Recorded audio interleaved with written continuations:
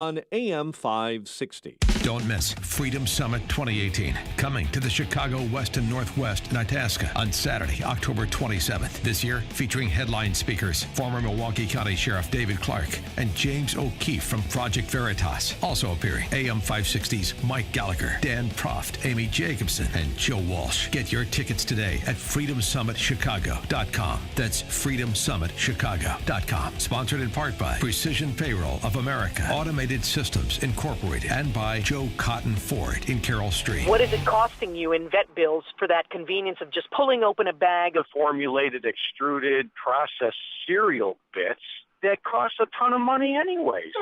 How do you feed your dog to derive not only energy, but a good coat, bright eyes, and a great attitude? Come to Dinovite for help. DINOVITE.com. I found his raw meat diet on Dinovite.com. With just the raw meat and the eggs and the Dinovite and the Super Omega on top of it. Try Super Omega Fish Oil. Buy 2, get 1 free. Ground beef, white rice, eggs, including the shells, and the Dinovite supplement, and then the Lico Chops. Try Lico Chops. Buy 2, get 1 free. It just balances out his body and his mind and his spirit. Adding Dinovite to their diet has every single dog in my kennel looking better than they have ever looked. Their skin is so much better now that they're on the raw diet. I don't even give them the kibble anymore. DINOVITE.com. Hi, it's Amy Jacobson. And Joe Walsh from MyPillow. You're hearing from both of us because we've got 2 great MyPillow deals to tell you about. And of course, because I'm the resident expert on the great night's sleep you're going to get with a MyPillow. Is that why you sleep till noon every day, Joe? Nice shot. Part of the reason. The other is because I'm not on the radio until the afternoon. Lucky you. Well, I've got to get up early to do Chicago's Morning Answer, and I'm not sure I would get proper rest without MyPillow. Hey, and I sleep even better with MyPillow because I added the MyPillow mattress topper to my bed. You got to get one. And when you buy the MyPillow mattress topper and use promo code Joe, you'll score 2 standard MyPillows for free. For me, I love the MyPillow Go Anywhere pillow. So convenient. I suggest you use the promo code Amy. Buy 1 MyPillow and you'll get a second MyPillow plus 2 Go Anywhere MyPillows free. Hey, either way, you're going to sleep like you never have before with MyPillow. But definitely use promo code Amy. Nah. Promo code Joe is the way better choice. MyPillow.com. Promo code Amy. Promo code Joe is way better, way better. 510. Well, we warned you. We warned you at the top of this newscast that Metra, who had problems yesterday, may have problems on the BNSF again this morning. And guess what, Jim Talamonte? They have problems on the BNSF again this morning. What else is going on in the Alarm Detection Systems Traffic Center? That's right. Well, Metrorail.com has the particulars on the BNSF, the other train issues. There's also South Shoreline issues. The shuttle bus is running on 1 outbound train this morning instead of trains. On the roads, things look pretty good. The Edens is fine at this hour. No delays to report at the Kennedy. The express lanes are open inbound. Eisenhower to Stevenson, all good after some overnight work. Ryan is fine inbound. Outbound, there's work. 87th again. 3 left lanes. No delays. Bishop Ford, that's cleared up after some earlier road work at an earlier crash near 103rd. Tollways are fine. Still some overnight work on the Veterans Memorial. The traffic is light. In Northwest Indiana right now, it's looking good. Traffic is a service of Positive Coaching Alliance. Got issues with youth or high school sports? Positive Coaching Alliance can help. PCA, a national nonprofit, offers more than 1,000 free online resources. Youth, high school coaches, parents, students, and administrators. Visit PCADevZone.org. Traffic answers when you need them most. I'm Jim Talamonte on AM 560, The Answer. Chicago's Morning Answer starts next. Your official Chicagoland weather forecast from the 1-hour Heating and Air Conditioning Weather Center with meteorologist Kevin Snyder. Hot and humid day with clouds and breaks of sun, high 93, heat index values of 96 to 101 for the afternoon, wind gusts to around 30 miles per hour. Couple of strong thunderstorms around tonight with a low 70. I'm Kevin Snyder on AM 560. The Answer. 80 at O'Hare, 79 along the lakefront. Next news coming up at 5:30. Chicago's Morning Answer with Dan and Amy starts now on AM 560. The Answer. This hourly segment is brought to you by On Target Radio. From firearms and Second Amendment rights to personal freedoms and government intrusions. Listen here Sunday nights at 9. This is Chicago's Morning Answer with Dan Proft and Amy Jacobson on AM 560. The Answer.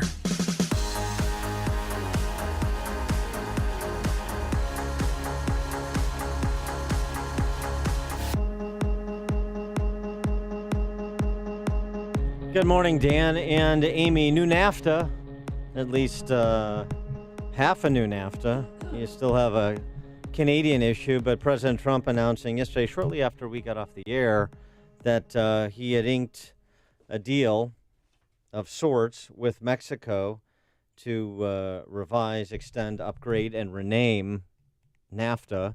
President Trump from the Oval Office with outgoing President Peña Nieto on the phone. And we made it much simpler, much better for both countries.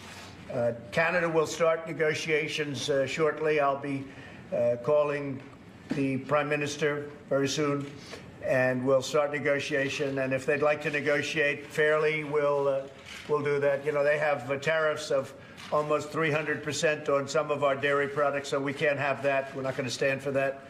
I think with Canada, frankly, the easiest thing we can do is to tariff their cars coming in.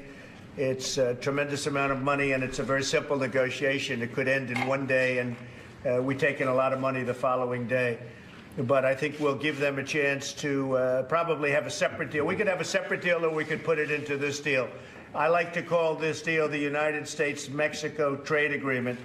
I think it's an elegant name. I think NAFTA has a lot of bad connotations for the United States because it was a ripoff. It was a deal that was a horrible deal for our country. And I think it's got a lot of bad connotations to a lot of people. So from NAFTA to UMTA. Yeah, USMA. That is elegant. United States-Mexico Trade Agreement. UMSTA? UMSTA. Or UMTA. UMTA. We could drop the S, but UMTA or UMSTA. Yes, it does sort of sing. United States-Mexico Trade Agreement. But Mexico may not be on board unless Canada's on board, allegedly. No. Or is that fake news? Here's what I think has happened. There's pressure and sort of self-imposed pressure on Peña Nieto to get a deal done before he leaves office. Right. And now Trump leveraged that to leverage Canada to get a deal done. Since this is a trilateral agreement, he's now got a bilateral agreement with Mexico, Peña Nieto celebrating it. And that puts pressure on Canada to fold into the provisions, at least generally speaking, that have been agreed upon as they discussed yesterday. So, just forgetting the substance of the deal for a second, I think there's two discussion topics here. It's one, the game theory strategy employed by the Trump negotiation team, and then there's the actual details here that were advanced by some rather protectionist members of the Trump trade negotiation team, starting with Trade Rep Robert Lighthizer, Peter Navarro. You can throw Wilbur Ross in there, and apparently you can throw Jared Kushner in there, too. Kush was involved in this. I saw one. Kush sitting quietly in the corner with his little tight suit on and his little tie. Yeah. They do come in bigger sizes, right? He's a fastidious little creature, isn't he? Yeah. Wow. Trump saying this is good news for those farmers who've been waiting patiently for good news. It's an incredible deal. It's an incredible deal for both parties. Most importantly, it's an incredible deal for the workers and for the citizens of both countries. Our farmers are going to be so happy. You know, the farmers have stuck with me. I said we were going to do this. And Mexico's promised to immediately start purchasing as much farm product as they can. They're going to work on that very hard.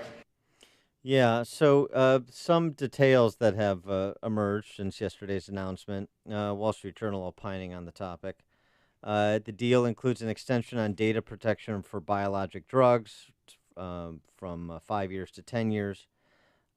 Genetically modified crops can't be discriminated against, and there are protections for ag producers such as cheese farmers against regulatory abuse. These and other details, writes the Journal now, are helpful modernizations for a pact nearly 25 years old. The U.S. also steps back from its demand for a 5-year sunset, which was essentially a backdoor way to dampen cross-border investment. The two parties agree instead to a 16-year pact with a review after 6 years. Some may make investors a little jumpy, but progress. But the Journal also says there are problems here. They think that what Trump telegraphed to Ottawa which is you sign this deal that Mexico and the U.S. negotiated, or you get a 25% tariff on cars made in Canada. Right. They see that as problematic. I see that as leverage. Well, I see it as leverage too, but I mean, back to the auto industry, it does add certainty to the pricing of vehicles that are made in Mexico, so that's good. But yeah, it does put the pressure on Canadians. To you know what, or get off the pot. Right, and the other aspect of this with respect to the auto industry is to punish imports, which is really the strategy here. Even though this is a trade deal, this is really an America First trade deal, if you will. Mm-hmm. The deal requires that cars sold in North America have 75% of their content made here, which is up from 62.5%. In the previous deal. At least 40% of the content must be made with workers who earn at least $16 an hour, which is a sop to UAW. And I think an idea that maybe somehow the protectionists within the Trump administration can woo Democrat votes on this trade deal. With Trump's name on it, I think that's going to be a challenge, but perhaps. So that's an aspect of it as well. The Wall Street Journal suggesting that the auto gambit is part of the Trump-Lighthizer strategy to blow up global supply chain, and that explains in part the new labor provisions that go as far as they do in imposing U.S. labor laws and wage levels on Mexico.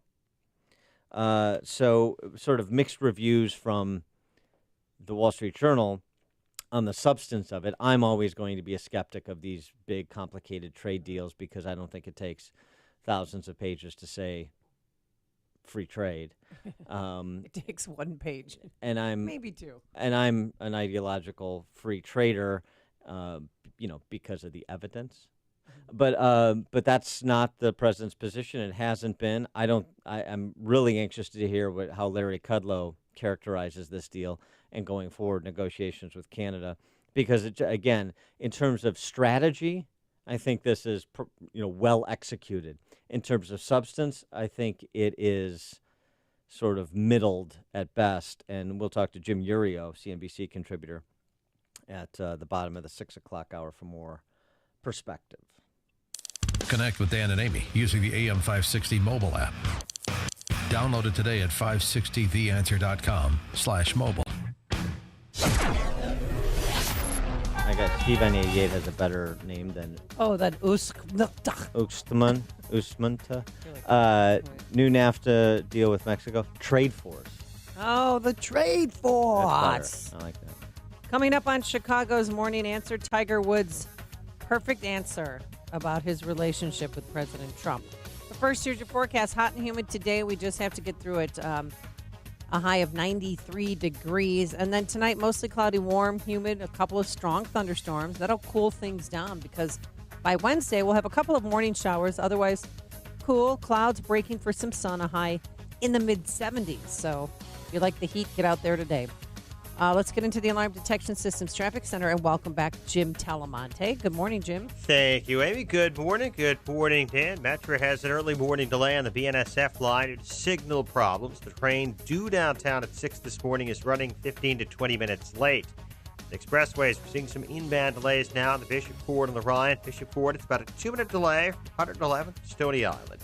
Inbound Ryan, type Roosevelt, Burns Circle, that's just a 1-minute delay. Outbound, you can expect to reduce speeds from 87th to Split. Still some overnight work. The traffic is light. Yeah, other expressways and tollways look pretty good right now. I'm Jim Talamonte in the Alarm Detection Systems Traffic Center. Hey, join the Heartland Institute and me on Friday, October 26th for the 34th anniversary benefit dinner at the Cotillion in Palatine. I will be your MC, and the featured speaker will be Judge Andrew Napolitano from the Fox News Channel. Judge Napolitano is nationally known for watching and reporting on the government, and his no-holds-barred, hard-hitting commentary on government overreach and the abuse of our rights. Register today to reserve your VIP tickets or a whole table and meet Judge Napolitano. His important and unforgettable speech will be on the Constitution and human freedom. Also be there to help celebrate the lives of two people who have dedicated their lives to advancing liberty. Heartland Liberty Prize winners Joe Bast, the co-founder and former president of the Heartland Institute, and his wife, Diane.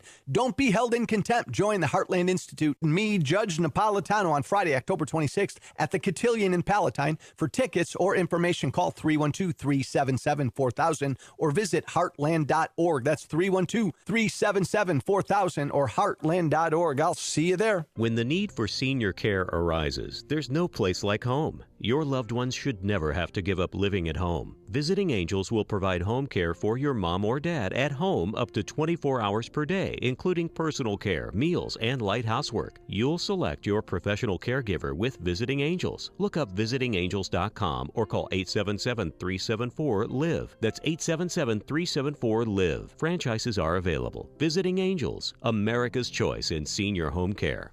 Good morning, my favorite daughter. Welcome to the Auto Hahn Ride Share. I'm your driver, Catherine Hahn. If you'd care for a beverage, just open the Stow and Go storage system and you'll find juice boxes and animal crackers. Mom, not this again. In-ride entertainment is available with the UConnect Theater. There's games, apps, and all my favorite movies already queued up. Bored. Here at Auto Hahn, safety is our top concern. That's why we only drive the Chrysler Pacifica. Here we are. I expect a 5-star review. The Chrysler Pacifica. Up your van game. Chrysler is a registered trademark of FCA US LLC.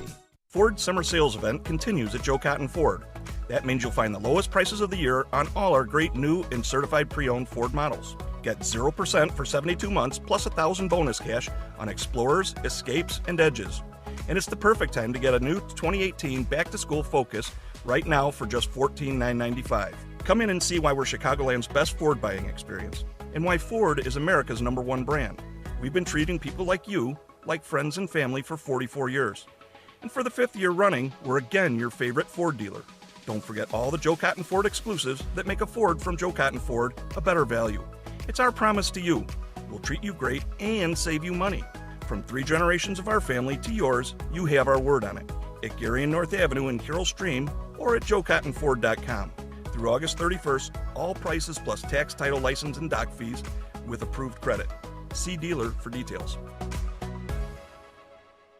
Good news, you are not stuck with your healthcare plan. Really, you have a choice, and it's a great one. It's called Medi-Share, and if you've heard about it and wondered what exactly it is, it's a way that people share their healthcare bills, and these are people who have a common faith, who want to be part of something beautiful that not only meets their healthcare needs, but the needs of others too. And it's people who love to save money, big time. Medi-Share members typically save $500 a month per family on their healthcare costs. That is a life changer for people. So this could be for you. Maybe it's what you've been looking for, a way to pay healthcare bills that's not only very smart financially, but it's even profound. Medi-Share is a nonprofit with 400,000 members nationwide who pray for and share with each other. So yes, you're not stuck. There's another way, and it could save you a lot. Find out more. Call 855-BIBLE-11. That's 855-BIBLE-11. 855-BIBLE-11. AM 560. The Answer. Dan and Amy, and updating John McCain's funeral arrangements and treatment from the White House. President Trump lowering the flag to half staff. Also, but it was at full staff yesterday morning. Then in the afternoon, he lowered it. Correct. And despite our differences on policy and politics, I respect John McCain's service to our country, statement the president added to the previous rather vanilla statement that had been issued. Yeah, and he ignored questions on John McCain from the media because they were shouting them at him. Mr. President, any thoughts on John McCain, sir? Thank you. Okay, Jim. Take it easy. Everybody was sitting there pretty with Melania. Mm-hmm. I mean, Melania was sitting there beautifully dressed. Your eyes, you can't stop staring at her. I'm sorry. And people are asking him questions about John McCain, and he just didn't say it. But they were political rivals. He did not like John McCain, and I don't like the fact that those two didn't get along, but it's true.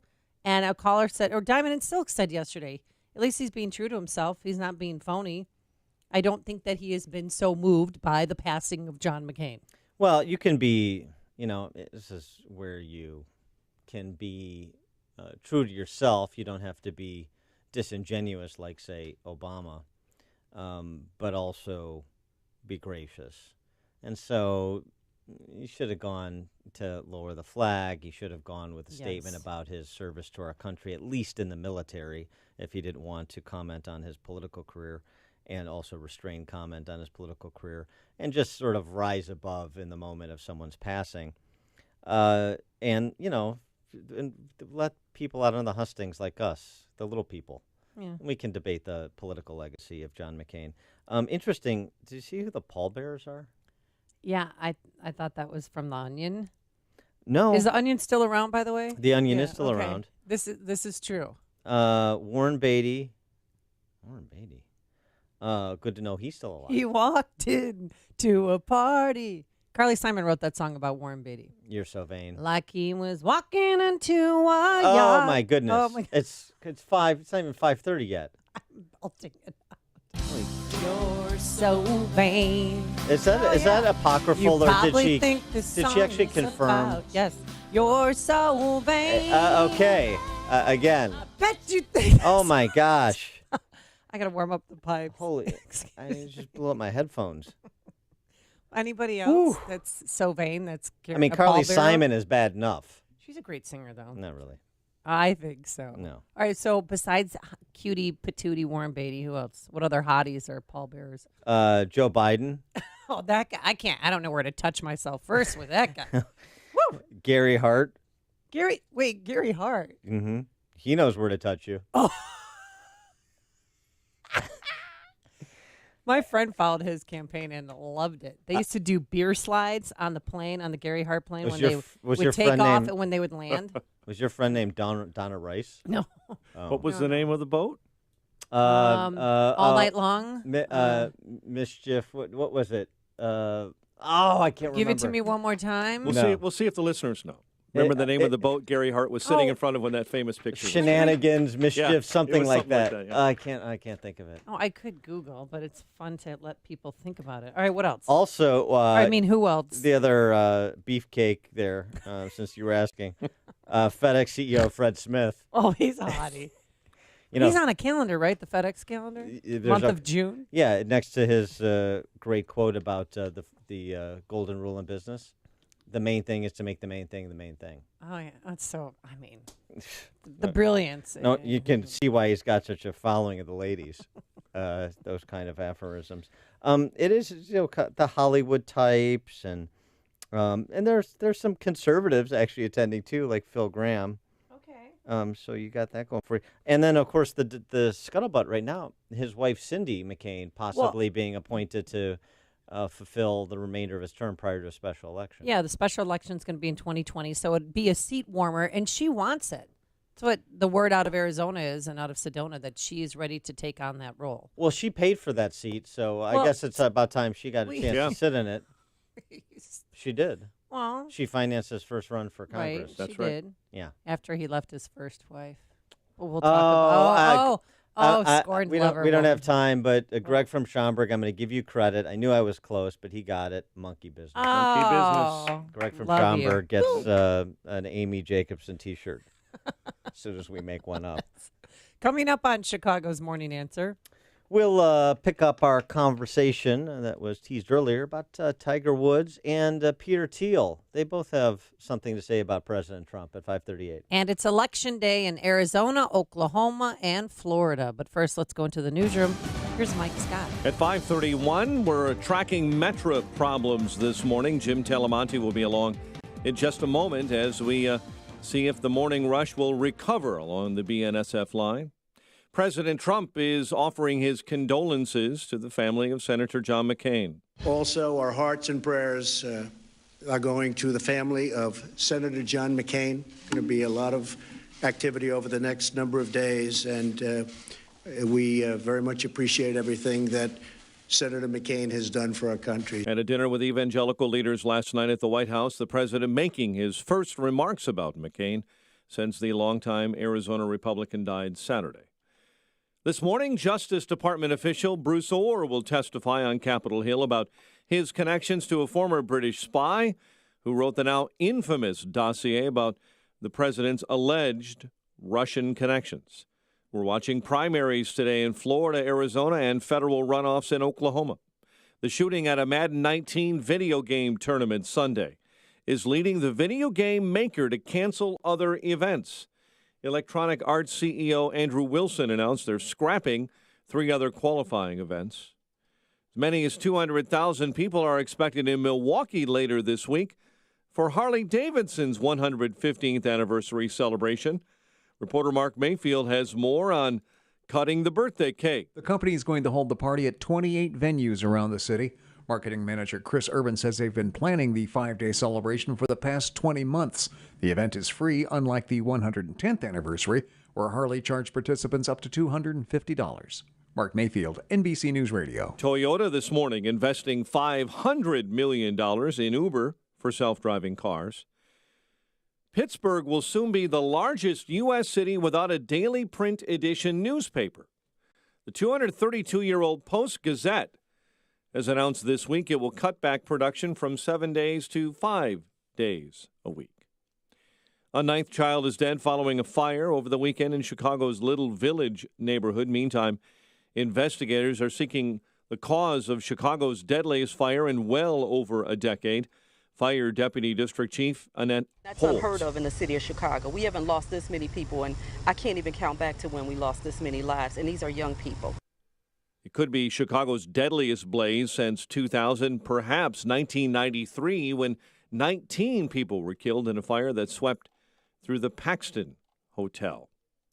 And thousands of suburbanites are calling for the closure of an indoor family fun center in Norridge. 3,500 people or more have signed on to a petition to close Go Bananas on Harlem Avenue. The petition was created after videos surfaced on social media sites over the weekend showing women fighting at the venue.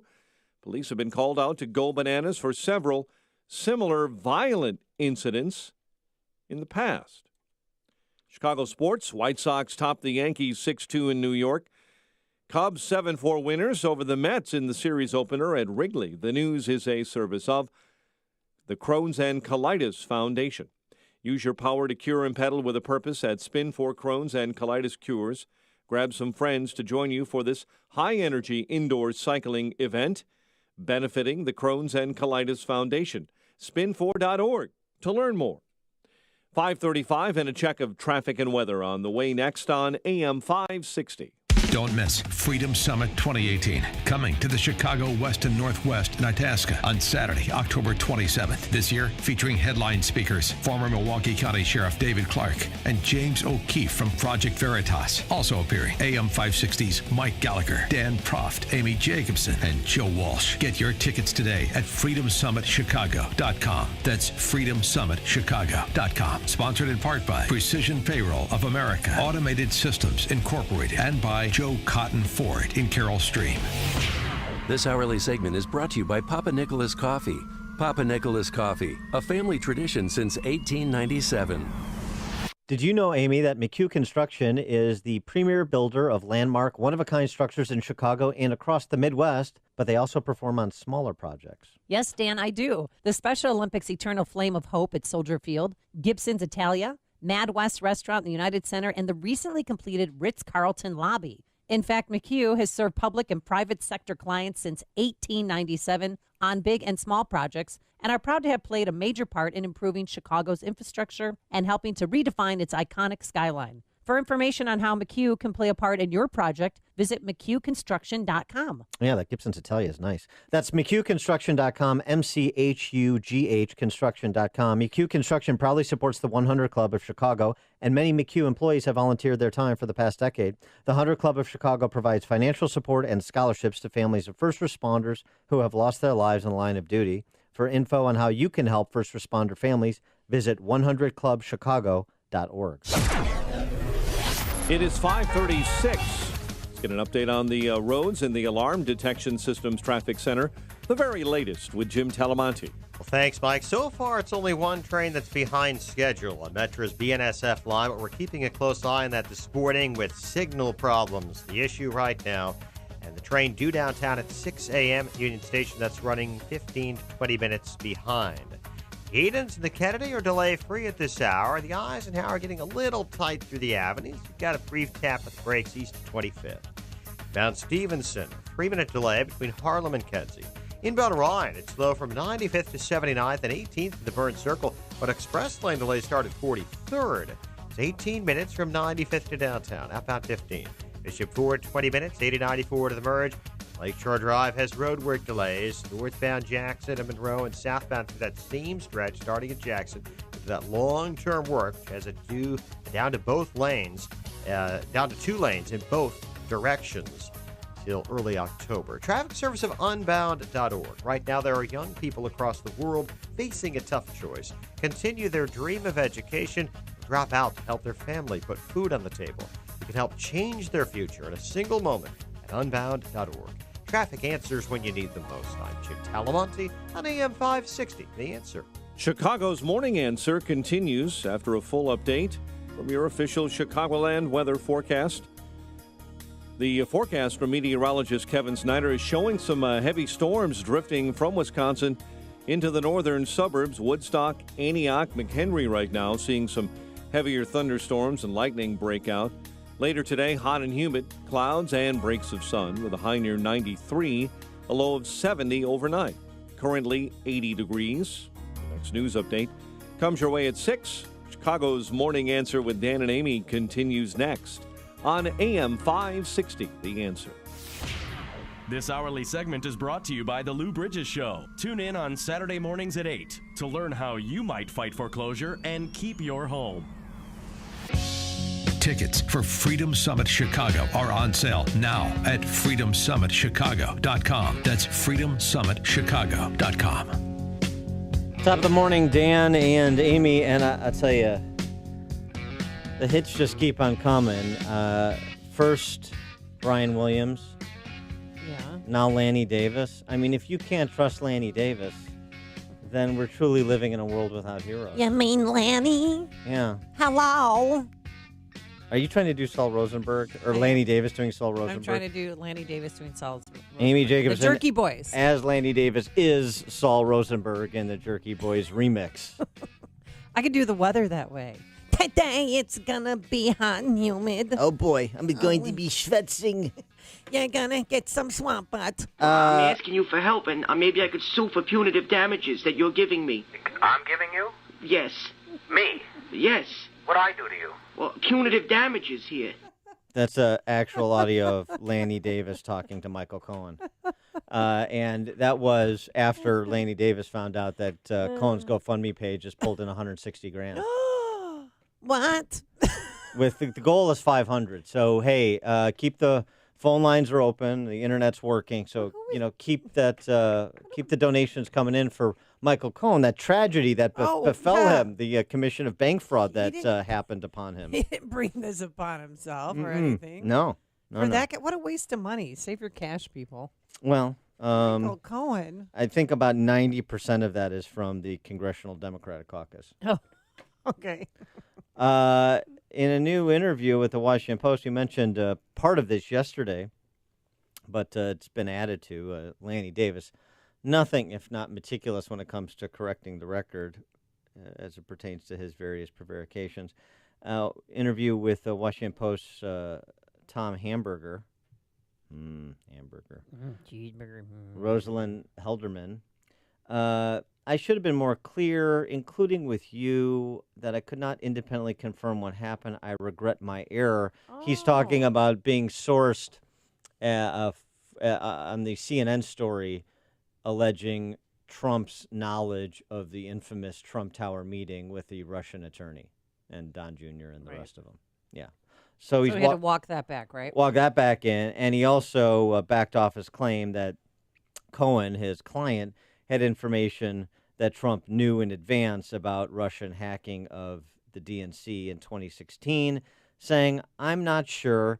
There's a possibility that it's the case, but I'm not sure. Oh. That was after he was in a very braggadocious fashion saying, my client has information that Mueller would be interested in, and suggesting that indeed, the strong suggestion that indeed Trump had pre-existing knowledge of the DNC hacking, had knowledge before it occurred. So both of those have now been debunked. Right. Well, do you think people, because normally people just read the headline and they don't see the follow-up. So Oh, we're following up for everybody. No question. No question. Pay attention. He told to Anderson Cooper, I think the reporting of the story got mixed up in the course of a criminal investigation. We were not the source of the story. What's this we stuff? You got a mouse in your pocket, Laney? You. Him. Yeah, You. Yeah. It sounds better with we. Less culpability. Can you do it in the Jerky Boys voice? Oh, boy. Oh, boy. Oh, boy, Anderson, I really did it this time. Okay, then. I'm sorry. Oh. Speaking of hacking. Yes. This report out that you remember how part of the concern about Hillary Clinton's private server when she was the chief diplomat of the United States, as Secretary of State? Yes. Responsible for taking care of Americans all over the world, yes. Having a private server in a closet in Colorado wasn't the best idea. Right. And then someone thought she wiped it clean. She's like, what, with a cloth? Right. Yeah, she's a cut-up. The report that China was able to hack into her private email server, Chinese-owned company operating in D.C., hacked Hillary's email private server throughout her term as Secretary of State and obtained nearly all of her emails, according to two sources briefed on the matter who told the Daily Caller News Foundation that the Chinese firm obtained Clinton's emails in real time as she sent and received communications and documents through her personal server, probably to, whispering Sid Blumenthal. And the sources are saying the hacking was conducted as part of an intelligence operation. So two things there. Number one, the lack of security and how that jeopardizes people in the field. Number two, that the interference into the operations of the United States government and potentially the how we conduct our elections is not limited to the Russians, oh, by the way, which I think we all knew, but since the left is so obsessed with the Russians, let's broaden the scope here to understand the full panoply of our enemies and what they're up to. A panoply, common spelling? Yeah, with apply. Panoply. Yeah. Okay. The intelligence inspector general found virtually all Clinton emails were sent to a foreign entity. That was Louis Gohmert, the Texas Republican, saying so at a July 12th House committee on the judiciary hearing. He did not reveal the entity's identity, but he said it was unrelated to Russia. So perhaps this is what he was referencing when he made that overture back in July. Worth noting. Continuing in the topic area. Hey, Bruce Orr. I don't know if Nelly is going to be with him. That's his wife. Nelly? Yeah. Oh, Nelly. No, that's really bad one. I do it better, Keith Jackson. Fine. Try it again. Oh, Nelly. No, that's even well. Oh, Nelly. No. I miss Keith Jackson. He's He great. made me love football. Great college football announcer. Yes. That's Nellie Orr is Bruce Orr's wife. She's the one who worked for Fusion GPS. Bruce Orr is the one who's the number 4 at Justice, who was acting as a cutout for Christopher Steele, communicating back to the FBI after Steele had been dispatched as a FBI asset. It's like characters of a mystery novel. It really is. Honestly. Or we're reading from a soap opera script. I don't know. Truly, we should have sound effects for this. I mean, it's, Bruce Orr is going to be on the Hill today to testify behind closed doors. Oh, boo. Yeah, I know. Like, yay! Yeah, I know. I don't like those closed door meetings Mhm. because we don't get the dirt. This is on the House side. Interestingly, and Byron York points this out in Washington Examiner, boy, attendant to Orr behind closed doors before a House committee today, the New York Times, trying to run interference for all those who were trying to run interference for Team Clinton and the DNC, that Justice, FBI, CIA. Bruce Orr fought organized crime. Now he's a target of Trump. Oh. A glowing review of Bruce Orr's storied career in law enforcement. You could you could do the same piece about Rudy Giuliani, right? As U.S. attorney, he fought organized crime. Now he's a target of the left. Now he's a target of the D.C. press corps. But I don't think they're going to do that review of Rudy Giuliani to try and prop him up to explain some of his pronouncements, frankly, as representing the Trump legal team. But I just love the timing of this. Orr's on the Hill, and then the New York Times is out with, here's Elliot Ness being unfairly interrogated by a House committee because he's a target of Trump. Mm-hmm. And again, all of these individuals, I don't care their party affiliation, I don't care their credentials, I don't care where they went to law school. What you've done, your conduct, just address Bruce Orr's conduct.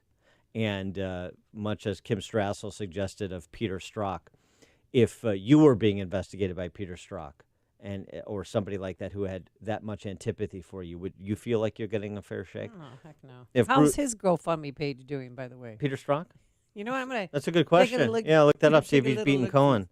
There's only so much Democrat money to go around. But think about the same thing with Bruce Orr, number 4 at Justice.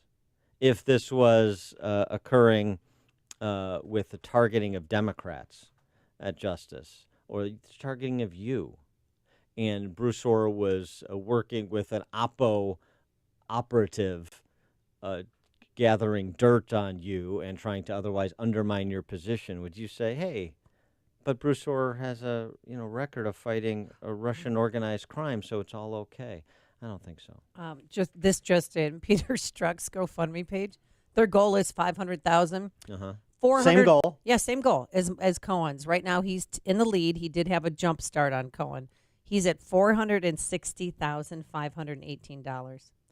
$460,000 for Strzok and $160 for Cohen. Boy, there's let's see.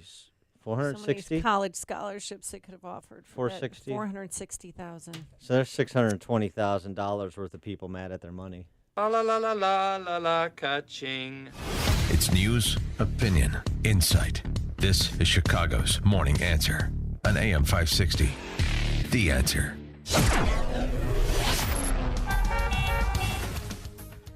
Forecast for today: hot and humid once again. It is poor air quality. If you have asthma, allergies, you might want to stay inside today. A high of 93 degrees. Tonight, we're going to have a couple of strong thunderstorms blowing through here, and with that, the temperature will decrease. Morning showers tomorrow, a high only of 75 degrees. Let's get into the Alarm Detection Systems Traffic Center. Here is Jim Telemonte. Thanks, Amy. Thanks, Dan. Well, yesterday during the afternoon rush, Lakeshore Drive was really a parking lot going from downtown up to the north side with that road work scheduled into October in both directions between North Avenue and Monroe. And we are seeing delays right now between Jackson and Monroe. In both directions, it's slow. Not huge delays, but things are going to get worse as the morning wears along. The Edens is fine. The Kennedy, got a 2-minute delay inbound. Nagel to Central. Outbound still fine. Inbound Eisenhower, delays start at Wolf. It's 35 minutes, 390 to the Burns Circle. Outbound 29. Stevenson, 38 minutes, 355 to the Drive. Ryan, 19 minutes, 95th to downtown. I-57, 19 minutes, I-80 to the Verge. Bishop, 430. I'm Jim Talamonte in the Alarm Detection Systems Traffic Center. This is Dan Proft with 60 Seconds of Sanity for Upstream-Ideas.com. It's that time of year again. Politicians on your TV screen and in your mailbox inundating you with promises they don't intend to keep, while under the influence of their misplaced faith and magical words, the kids head back to college to accrue debt they'll finance into their 40s. Comrade Bernie and the Socialists have re-released their siren song of tuition-free college. They'll make college debt disappear much like Bernie's dutiful wife Jane made an entire college disappear. Of course, that debt will reappear in the form of increased government taking from you to finance schools your children didn't attend and pensions you won't receive. The Socialists are offering a free lunch with you on the menu. Make your own lunch. Not only should you send your kid to a school that promotes free markets, you should apply the fundamental tenet to the financing: work. One way is through income share agreements like Purdue University's Back a Boiler program, where a student's education is paid for up front and paid back through an agreed-upon percentage of his postgraduate income over a defined term. This aligns the interests and responsibilities of both the student and university. Both want the students to get good-paying jobs at companies or in sectors with upward mobility. Let's make financing a college education a teachable moment for the students and the politicians. Hi, I'm Tom Sadeka, President and CEO of Precision Payroll of America. We're the 35-year-old company whose first employee and first client are still working together. Without further ado, Hi, I'm Patty Fritz, Precision Payroll's first employee. Yes, I'm real. I love working with my team and our clients and providing the best service and support. Hard to believe it's been that long. But when you love what you do, it's great. And I do love what we do at Precision Payroll. I didn't start for myself either. That's right, Patty. I was there day one, and I'm still working with you today. Hi, I'm Jack Bishop, owner of Priority Logistics in Elk Grove, and Precision Payroll's first client. Yes, I'm real too. Precision Payroll has served us exceptionally for 35 years. We've grown together over the years, and I look forward to many more to come. Jack and Patty, thank you both for making Precision Payroll of America a great company to do business with. To join our growing ranks of clients, visit us at precisionpayroll.com. With the recent rains and wet weather, Permaseal is working very hard to help every homeowner in Chicagoland and Northwest Indiana area. But we need your help. Hi, I'm Roy Spencer, president of Permaseal Basement Systems. We're hiring in all departments, especially sales, customer service, and installation. We're looking for people with a great work ethic, who have ambition, a positive attitude, want to learn new skills, and have a desire to make the world a better place. Sound like you? Then go to permaseal.net/careers to apply today. No experience needed. We will teach you to become an expert in waterproofing and foundation repairs. Even if you're not presently looking for another job, I'd encourage you to consider working for Permaseal. We offer great training, year-round work, tremendous growth opportunities, and a great, fun work environment. To apply, go to permaseal.net/careers. If you're looking for a career change or a dry basement, you know who to call. Permaseal. 800-421-7325 or go to permaseal.net. All right, if your roof's needy, you can call Crumweedy. Hey, Sean Hannity here. If your roof is leaky, if the shingles are curling, or if your roof isn't right after storms, then you need to call Crumweedy with roofing companies, and the difference is, of course, installation. Now, Crumweedy, they know that, and that's why they follow the manufacturer's specifications, so your warranty is totally intact, and many companies don't do that, and that could void your warranty. If you hate high-pressure sales tactics, not from Crumweedy. They give you good, better, best options. You make the choice, no pressure. Crumweedy is a roof that lasts at a fair price. Now, Mark Olson and Greg Olson of Crumweedy, they lead this third-generation family business that's been doing Chicagoland roofs since 1953. Now, they fix roof problems, so if your roof is needy, call Crumweedy. That's 630-595-8020. That's 630-595-8020. They're online, of course, at myroofisneedy.com. What is it costing you in vet bills for that convenience of just pulling open a bag of Formulated, extruded, processed cereal bits that cost a ton of money anyways? How do you feed your dog to derive not only energy, but a good coat, bright eyes, and a great attitude? Come to Dynovite for help. DINOVITE.com. I found his raw meat diet on Dynovite.com. With just the raw meat and the eggs and the Dynovite and the Super Omega on top of it. Try Super Omega Fish Oil. Buy 2, get 1 free. Ground beef, white rice, eggs, including the shells, and the Dynovite supplement, and then the Lico Chops. Try Lico Chops. Buy 2, get 1 free. It just balances out his body and his mind and his spirit. Adding Dynovite to their diet has every single dog in my kennel looking better than they have ever looked. Their skin is so much better now that they're on the raw diet. I don't even give them the kibble anymore. DINOVITE.com. Famous Winston Churchill quotes, presented by Automated Systems. Winston Churchill brilliantly stated, "One man with conviction will overwhelm 100 men who have only opinions." That statement qualifies as eternal truth. It's important we support companies that share our conservative values. If you are a manufacturer, I encourage you to call my friend Laz Kulchar from Automated Systems. As a software and systems integration company, Automated Systems creates custom solutions to make your production lines, facilities, and plants run more efficiently. Imagine less downtime, more speed, and fewer rejects. It doesn't matter if you're a Fortune 500 or a startup, Automated Systems delivers solutions for your toughest automation challenges. For information, I encourage you, man, to talk to Laz at Automated Systems. Call 844-HIRE-ASI or visit automatedsys.com. That's 844-HIRE-ASI. 5:57. On AM 560, it's time for a dry basement at a healthy home. It's time to call Permaseal, 800-421-SEAL, and time to check the roads in the Alarm Detection Systems Traffic Center. Here's Jim. Thanks, Mike Kennedy. Inbound delays now start at Cumberland, 24 minutes O'Hare to downtown. Got Eisenhower delays start at Wolf, it's 39 minutes, 390 to Burnt Circle. Stevenson, 39 minutes, 355 to the drive. Ryan, 25 minutes, 95th to downtown. I-57, 19 minutes, 90 to the merge. Bishopwood, 30. Lakeshore Drive, heavy in both directions in Jackson and Monroe. Traffic, service of unbound.org. Right now, there are young people across the world facing a tough choice. Continue their dream of education, drop out, and help their family put food on the table. You can help change their future in a single moment at unbound.org. Traffic answers when you need them most. I'm Jim Talamonte, AM 560, The Answer. Chicago's Morning Answer continues next. Your official Chicagoland weather forecast from the 1 Hour Heating and Air Conditioning Weather Center with meteorologist Kevin Snyder. Today, hot and humid with clouds and breaks of sun. High 93. Cloudy most of the night with a couple of strong thunderstorms around. Warm and humid with a low tonight of 70. Morning showers, then some sun tomorrow, high 75. I'm Kevin Snyder on AM 560, The Answer. 80 at O'Hare, 79 along the lakefront. The news, a service of unbound.org. Right now, there are young people across the world facing a tough choice. Continue their dream of education or drop out to help their family put food on the table. You can help change their future in a single moment. See how far your support can go at unbound.org. 5:59. Here are the stories we're following on AM 560. The Answer. A ninth child is dead following a fire over the weekend in Chicago's Little Village neighborhood. A father and his twin 10-year-old children are dead following a murder-suicide, according to Chicago police on Chicago's north side. Chicago priest is facing allegations of misconduct involving a minor.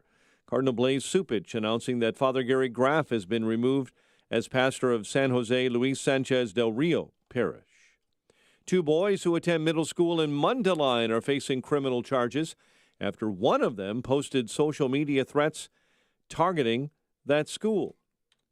Chicago sports, White Sox beat the Yankees 6-2 in New York.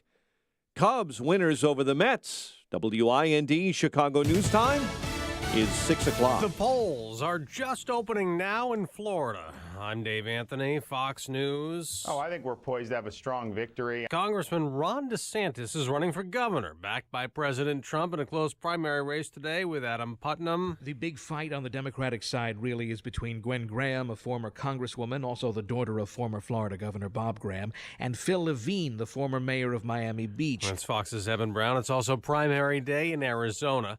The attorney for President Trump's former lawyer, Michael Cohen, is backtracking on a claim that the president disputes, that he knew in advance about a 2016 Trump Tower meeting with Russians. Fox's Rachel Sutherland live in Washington. Dave, Michael Cohen's lawyer, Lanny Davis, told BuzzFeed he regrets being an anonymous source for the CNN story that claimed President Trump knew about the Trump Tower meeting before it took place. The meeting was with Russians who were promising dirt on Hillary Clinton. Cohen reportedly claimed he saw Donald Trump Jr. telling his father about the meeting. Davis has backpedaled on that story. He told the Washington Post he could not independently verify the claim. Dave? Rachel Bruce-Orr will be questioned on Capitol Hill today in private by two House committees about his ties as a high-ranking Justice Department official with the anti-Trump dossier. Orr was in close contact with the ex-British spy who compiled it, and Orr's wife worked for the company Democrats paid to produce it. What we have is him as another link, another partisan, as close to this as Hillary Clinton herself. Republican Congressman Darrell Issa. Democrats have dismissed this Orr probe as a conspiracy theory. We're learning more about David Katz, the gamer who opened fire at a video game tournament in Jacksonville, Florida Sunday, killing two other gamers than himself. He was twice hospitalized as a boy for mental illness, prescribed antidepressants and antipsychotic drugs. Sohia Lopez's son among those shot and wounded. He's very stressed. He's upset. He's depressed. He's sad. He's hurt. He just said before he went into surgery he couldn't believe this happened to him. Fox News, fair and balanced. Don't miss Freedom Summit 2018, coming to the Chicago West and Northwest in Itasca on Saturday, October 27th. This year, featuring headline speakers, former Milwaukee County Sheriff David Clark and James O'Keefe from Project Veritas. Also appearing, AM 560's Mike Gallagher, Dan Proft, Amy Jacobson, and Joe Walsh. Get your tickets today at freedomsummitchicago.com. That's freedomsummitchicago.com. Sponsored in part by Precision Payroll of America, Automated Systems Incorporated, and by Joe Cotton Ford in Carroll Stream. It's the final days of the Ford Summer Sales Event. The last chance to find an incredible deal on the cars, trucks, and SUVs that make summer go right. Simply stop by a local Ford dealer or shop online at buyfordnow.com. Because the time to get behind the wheel of a new Ford during the Ford Summer Sales Event ends soon. And so do these amazing offers. The Ford Summer Sales Event is in its final days. That means it's the last chance to make summer go right with Ford, America's best-selling brand. Stop by your local Ford dealer and find great offers on many Ford cars, trucks, and SUVs. With leading driver assist technologies, it's easy to see why Ford is the brand more drivers buy and buy again. Look for yourself. But hurry, the Ford Summer Sales Event ends September 4th, 2018. To find out more, head to buyfordnow.com or stop by your local Ford dealer. Best-selling claim based on 2017 calendar year sales. Remember this promise from Barack Obama? And if you already have health care, then we're going to reduce costs an average of $2,500 per family on premiums. The truth is, premiums in the individual under 65 market have more than doubled since the ACA exchanges opened in 2014, especially for the millions of Americans who do not qualify for subsidies. If you're healthy and do not need coverage for pre-existing conditions, premiums are much lower in the non-ACA health insurance market. These policies will keep you consistently insured all year long, and they include a nationwide PPO. And there's no one better to help you navigate the Obamacare maze than C. Stephen Tucker. He's a 20-year licensed broker who I know and trust, who's been educating listeners for more than 6 years. Steve, how can our listeners get in touch with you? Thanks, Dan. They can visit healthinsurancementors.com. That's healthinsurancementors.com. Or call me directly at 630-674-1551. That's 630-674-1551. This hourly segment is brought to you by Grow My Retirement with Bill Geiger of Geiger Wealth. Tune in Saturday afternoons at 2 for Grow My Retirement with Bill Geiger of Geiger Wealth. This is Chicago's Morning Answer with Dan Proft and Amy Jacobson on AM 560. The Answer.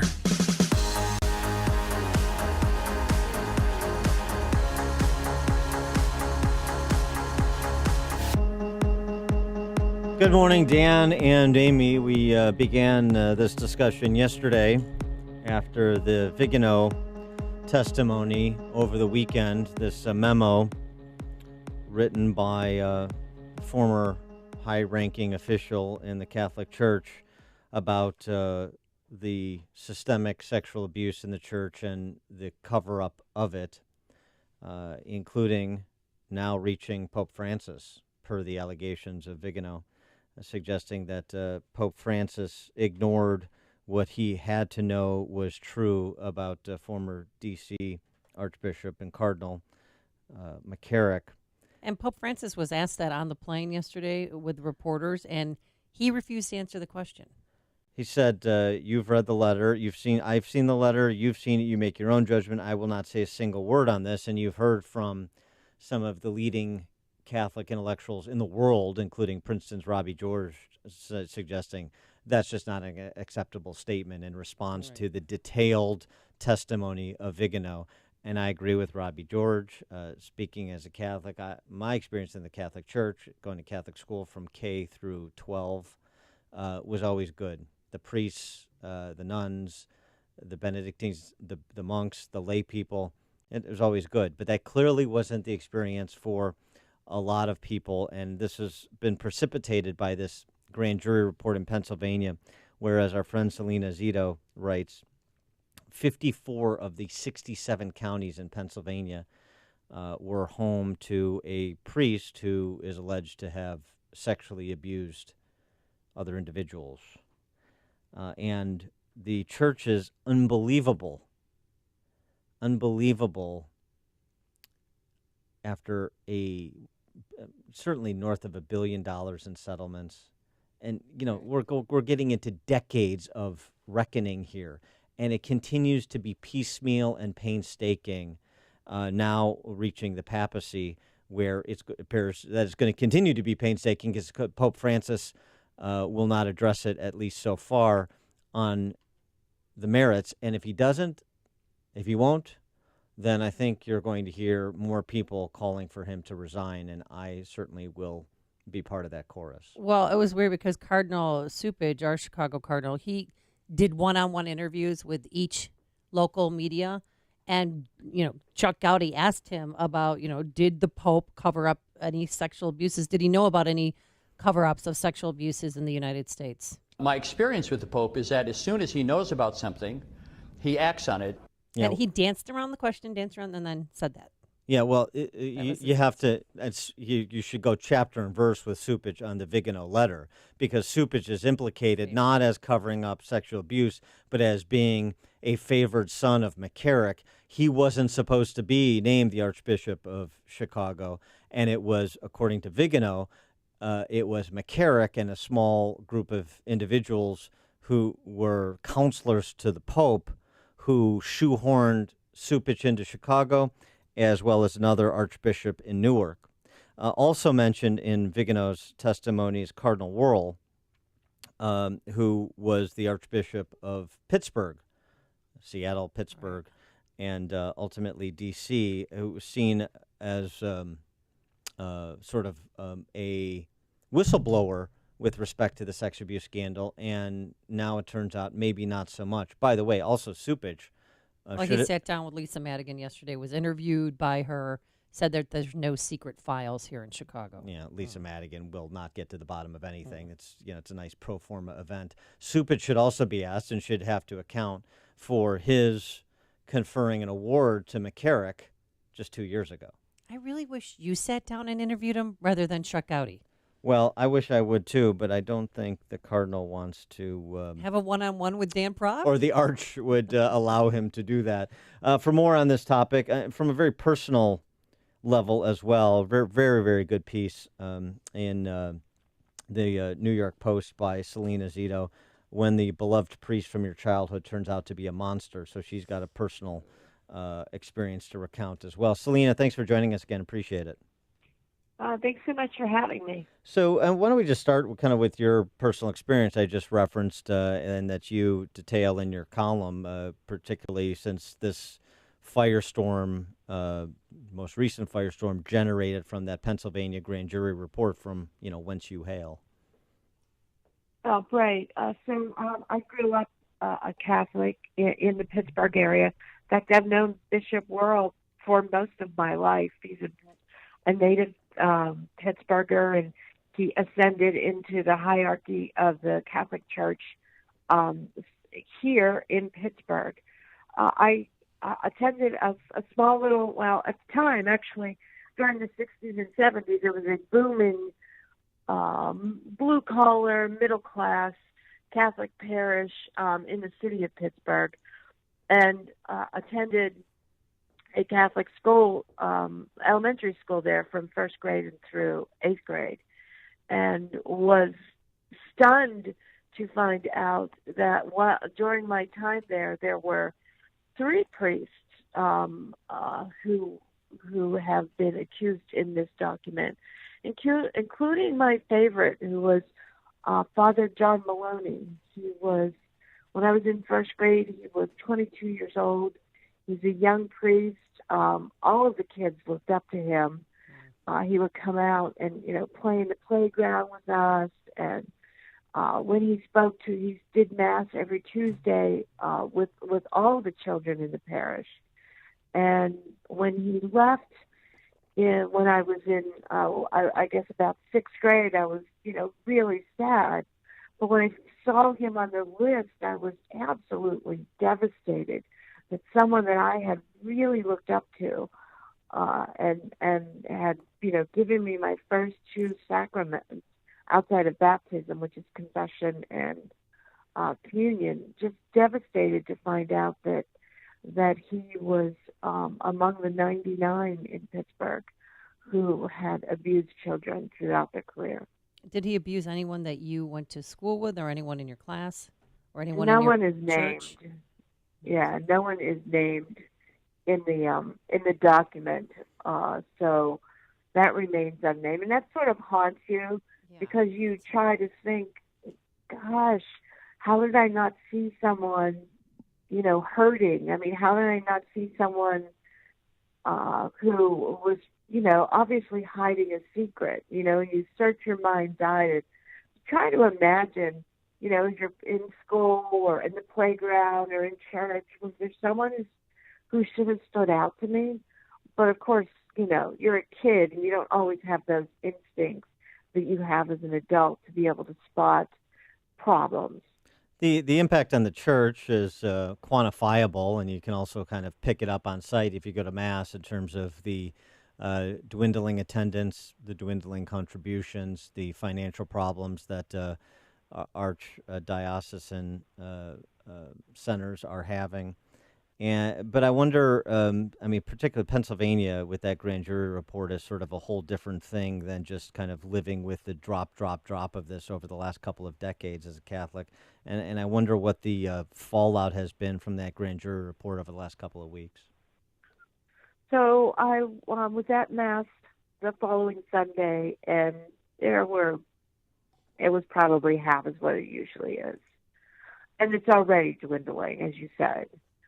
As part of the problem, I believe, is that if people have reached this moment, and it's sort of a judgment moment, okay, how are you going to handle this? How are you going to prosecute this? Are you going to show remorse?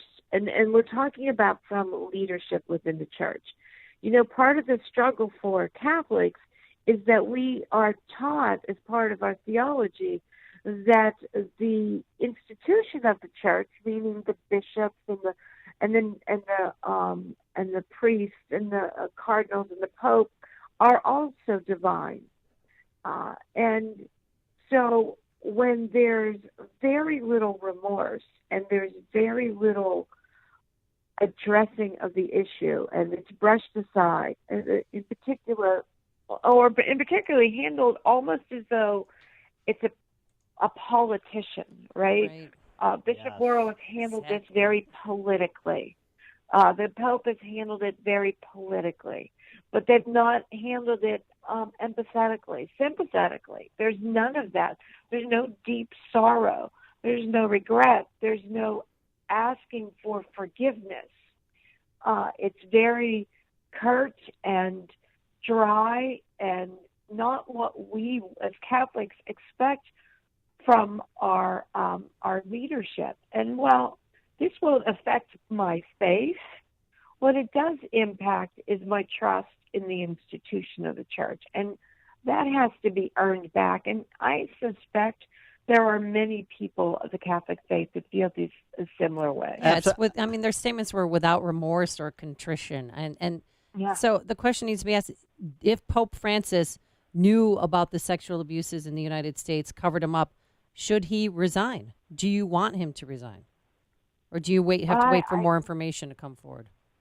Well, if that is the case, if he knew and still allowed it to continue and still allowed these criminals to behave that way with minor children, well, I can't imagine how anyone should be able to keep their position of overseeing people who he would allow to continue to commit crime. He rehabilitated McCarrick, and it is not credible, and not just from the Vigano letter, just the timeline, the details that were publicly available for a decade before he was elevated to Pope. It is not credible that he didn't know about McCarrick, and he made him an advisor anyway. And that's, he is another one who is incredibly political in terms of how he manages things. And that's one of the problems. And one of the problems the Catholic Church has is as these men, and it is men, it's only men, who rise in these positions, they become distant from their flock. They become creatures of the perfect scene, the perfect words, but they don't become administrators of the faith and the behavior that you should have when there's a situation that is just untoward. And this is how you get contrition and repentance for thee, but not for me. That sort of culture. And I mean, this is within the same topic area. This is not abuse, but it is unseemly.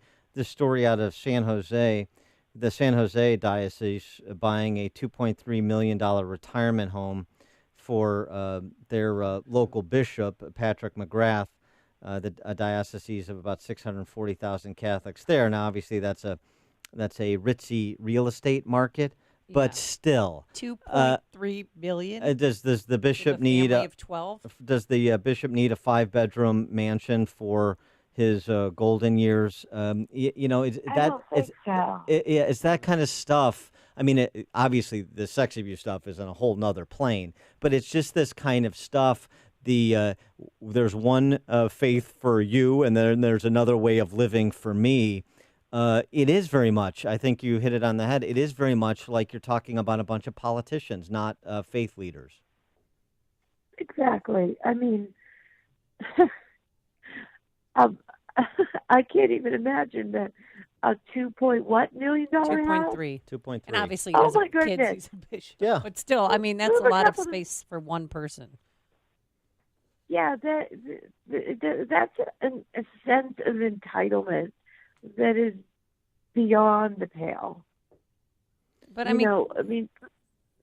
with Cardinal McCarrick, even Pope Benedict confirmed that he disciplined him for bad behavior. It's a fact. It's not in dispute. And then he's an analyst on NBC News. I mean, how do you ever gain trust back in the Catholic Church and in how does it affect your religion? Well, as I said, for me personally, it doesn't impact my faith, but it does deeply impact my relationship with the church. And by church, I mean the institution. And while I can't speak for every Catholic, I suspect that is probably a common sentiment that is held by many people. And this goes to sort of that loss of trust in institutions throughout, every industry.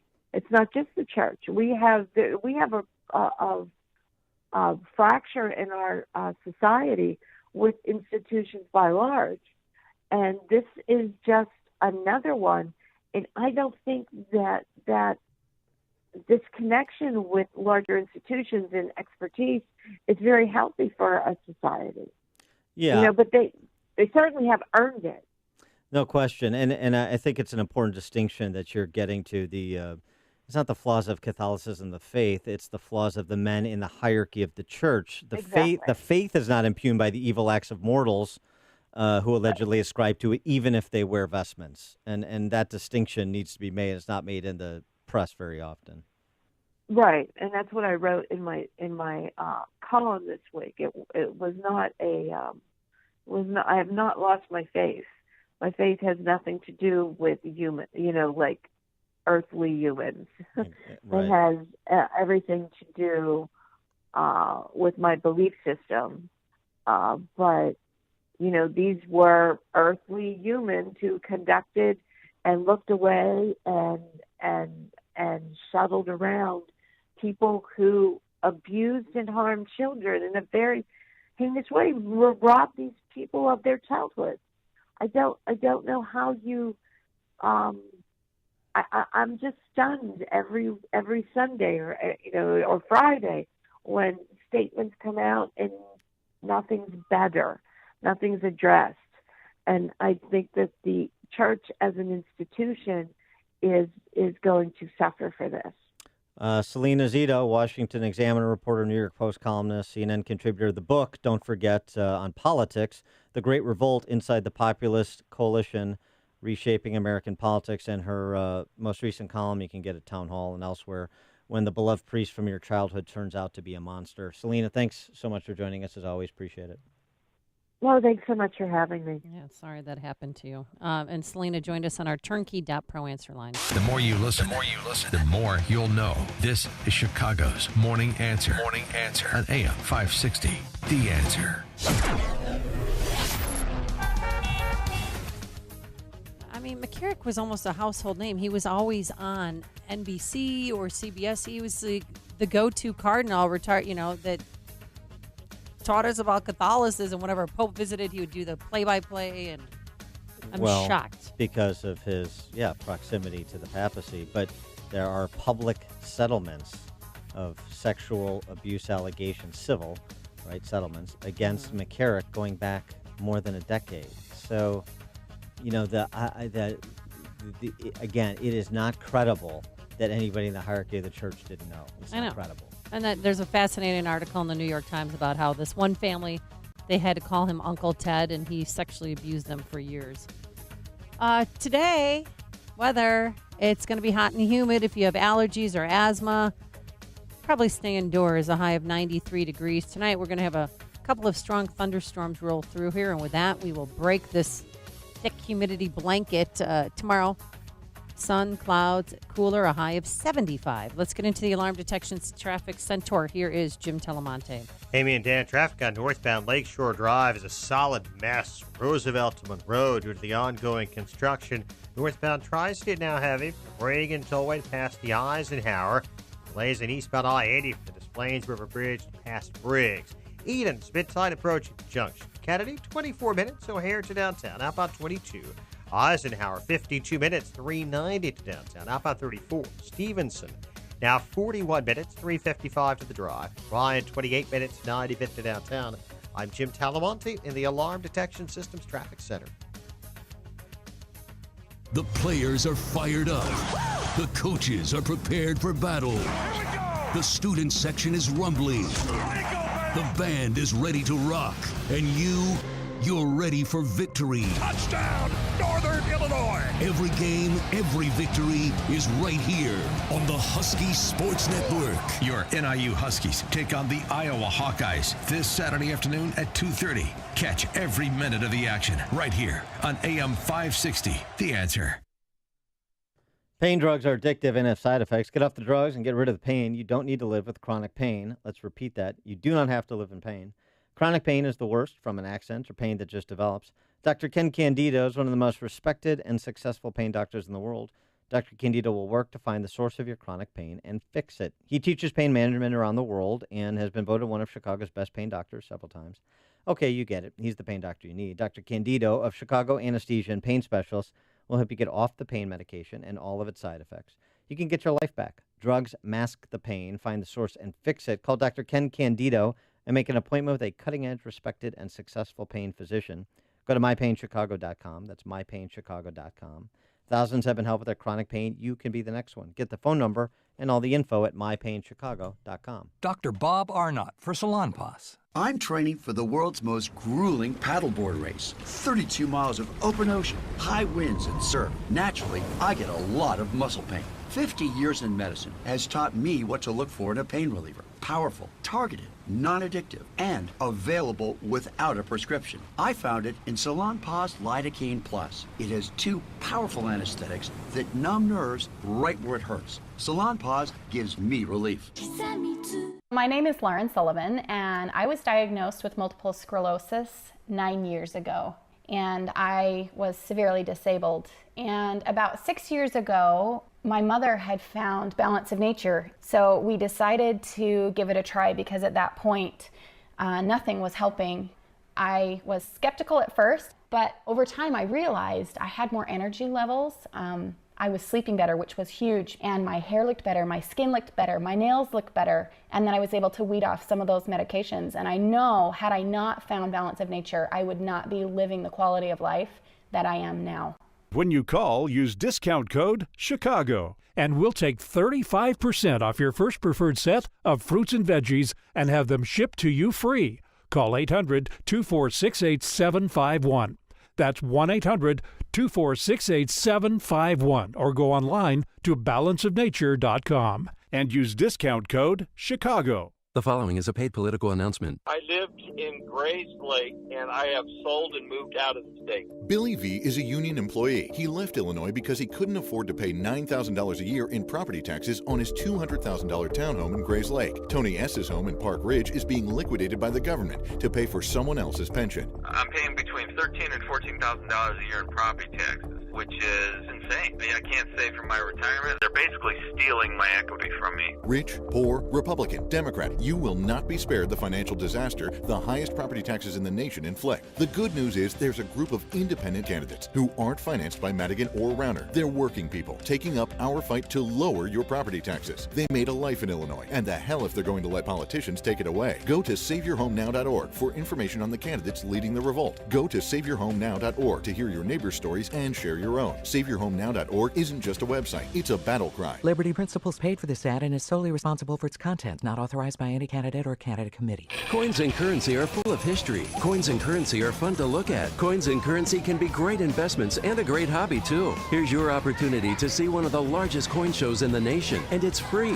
Make plans now to attend the 59th Coin and Currency Show, presented by the Illinois Numismatic Association. The show is at Mega Center at the Pheasant Run Resort in St. Charles, Thursday, Friday, and Saturday, September 20th through the 22nd. Admission and parking are free. Just bring your photo ID. Hundreds of dealers, the best from all over the country. See displays valued at millions of dollars, U.S. and world paper money, gold and silver bullion, and a lot more. This is a show for the whole family. Ask about the kids auction, collectors, investors, or if you just want to find out more about coins, currency, and collectibles. This show is a can't miss. The 59th Coin and Currency Show, presented by the Illinois Numismatic Association, Thursday, Friday, and Saturday, September 20th through the 22nd, at the Mega Center at Pheasant Run Resort in St. Charles. Admission and parking are free with your photo ID. Get more information at ilnaclub.org. AM 560, The Answer. Dan and Amy took some calls in reaction to our conversation with Selena Zito about church sexual abuse now reaching the papacy and Pope Francis under fire as he should be, perhaps to resign because he had knowledge and looked the other way, particularly with respect to Cardinal McCarrick. Jim in Tampa Bay. Good morning, guys. Great interview. I was struck when you and Selena were talking about the politics feel of it. I worked in Catholic schools for 25 years. I once asked my principal, lib, smart priest, what's it like in the priesthood? He said the first thing you've got to know is it's the most coldly political world group of people in the world. It makes the presidential election seem like a student council election. Thanks for the call, Jim. Yeah, I mean, Supich, one of the things that Supich is renowned for within the confines of the church is being very political. And my interactions with Supich, limited as they have been, confirm that he is a very, I mean, he makes pronouncements on all kinds of political and public policy issues, but in addition to that, very political in terms of positioning, and he's a political thinker. Right. He did say yesterday, too, that this isn't even going on. This is going on in CPS. He acknowledged that, and that all victims need to be heard. And they have a new hotline, new sex abuse hotline in Chicago, in case you care. The Arch has paid out $140 million so far in sex abuse settlements. I mean, some high-profile cases. Daniel McCormick out of St. Agatha. There's $4.5 million just with him. Pete in Montgomery. Good morning, Dan. Good morning, Amy. Leaving aside the ick factor or morality of a priest being a pedophile, one of the things I've always used to defend the Catholic Church, even though I'm Lutheran, is that as a population, or a trade organization, a union, or a profession, the incidence of pedophiles in the Catholic Church can't be higher than the incidence of pedophiles in any other union, trade, organization nationally as well. Yeah. But given the articles, I'm starting to wonder if that's a fallacy in thinking. Thanks for the call, Have Pete. you heard any statistics otherwise? Yeah, there's a report by John Jay Law School. Thanks for the call, Pete. George Weigel has written about it. It's less than 5%, mostly contained to the 70s and 80s. However, the small percentage of big numbers, I say in other topics, small percentage of big numbers, a big number and a big problem, and it is in the Catholic Church. And the real problem is what we were talking about with Selena Zito, the lack of a full preemptive reckoning. It has been painstaking. Everything has to be pulled out of the church, mainly by otherwise hostile press corps, when spiritual leaders starting in Rome should have been on this and rooting it out and being held to account from the outset. And it's been decades, and they still haven't been. And that's a big problem, and it's all self-inflicted. Coming up on Chicago's Morning Answer. We'll switch gears and talk new NAFTA, or trade force, as Steve N88 wants to call it, with Jim Urio, CNBC contributor. But first, let's go into the newsroom. Here's Mike Scott. At 6:32, the search is resuming this morning on Lake Michigan for a kayaker who went missing near north suburban Lake Forest. It's 81 degrees outside, and there have been rain showers that have crossed the northern suburbs, heavier rain and light rain showers across much of our listening area this morning. Authorities say that man near Lake Forest went underwater and disappeared last night. Crews began searching after the Lake Forest Fire Department received a call from a second kayaker who was able to make it shore. Missing man has not yet been identified. New trade deal with Mexico may leave Canada out in the cold. This has to do, they used to call it NAFTA. We're going to call it the United States-Mexico Trade Agreement. We'll get rid of the name NAFTA. It has a bad connotation because the United States was hurt very badly by NAFTA. At the White House yesterday, President Trump says he's scrapping the landmark trade deal between the U.S., Canada, and Mexico and replacing it.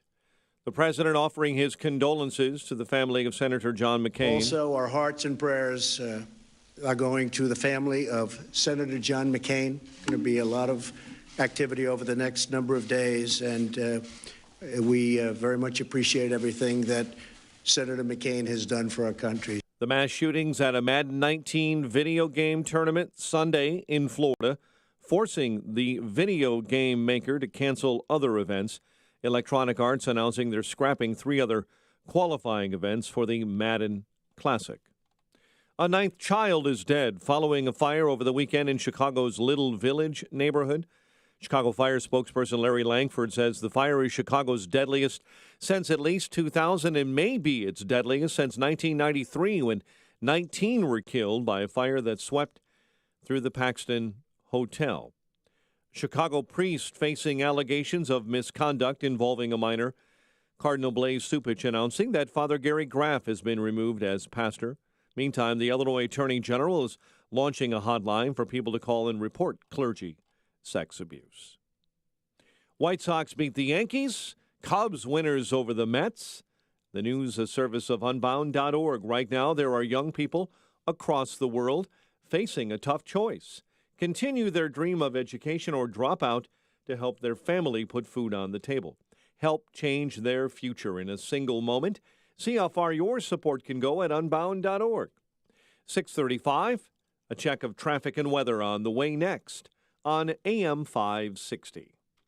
Don't miss Freedom Summit 2018, coming to the Chicago West and Northwest in Itasca on Saturday, October 27th. This year, featuring headline speakers, former Milwaukee County Sheriff David Clark and James O'Keefe from Project Veritas. Also appearing, AM 560's Mike Gallagher, Dan Proft, Amy Jacobson, and Joe Walsh. Get your tickets today at freedomsummitchicago.com. That's freedomsummitchicago.com. Sponsored in part by Precision Payroll of America, Automated Systems Incorporated, and by Joe Cotton Ford in Carroll Stream. This hourly segment is brought to you by Papa Nicholas Coffee. Papa Nicholas, best beans, best roast, best coffee. The following is a paid political announcement. We need strong borders to keep America safe. That's why President Trump is fighting to build the wall. But Senator Joe Donnelly's votes would have made us less safe. In Congress, Donnelly claimed he was, quote, 100% opposed to amnesty. But then he changed his position.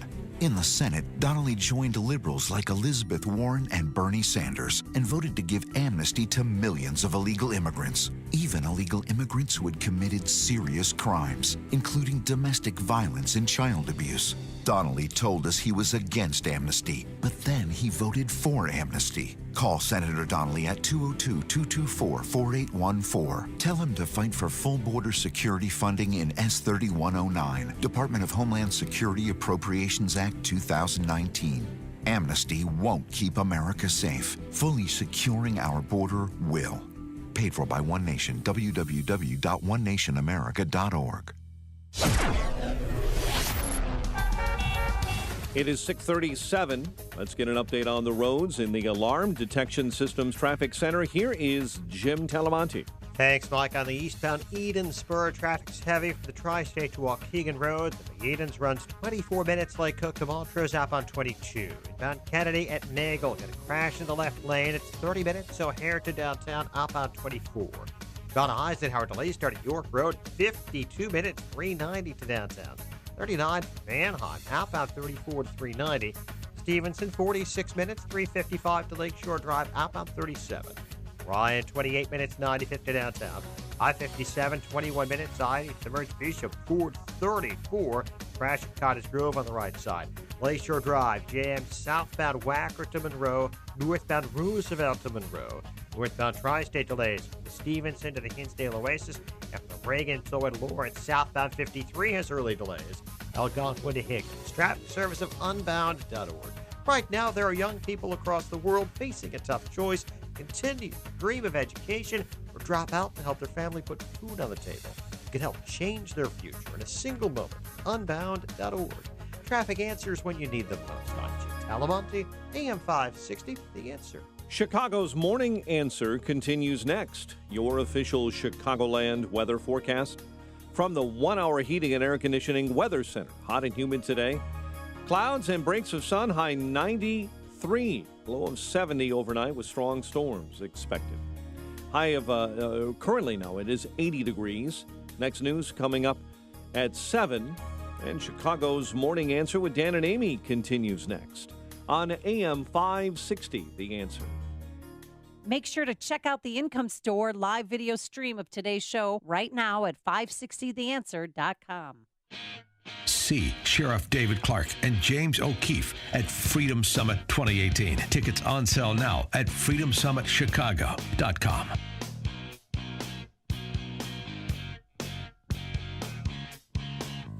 Good morning, Dan and Amy. Got new NAFTA, or as the Wall Street Journal says, half a NAFTA.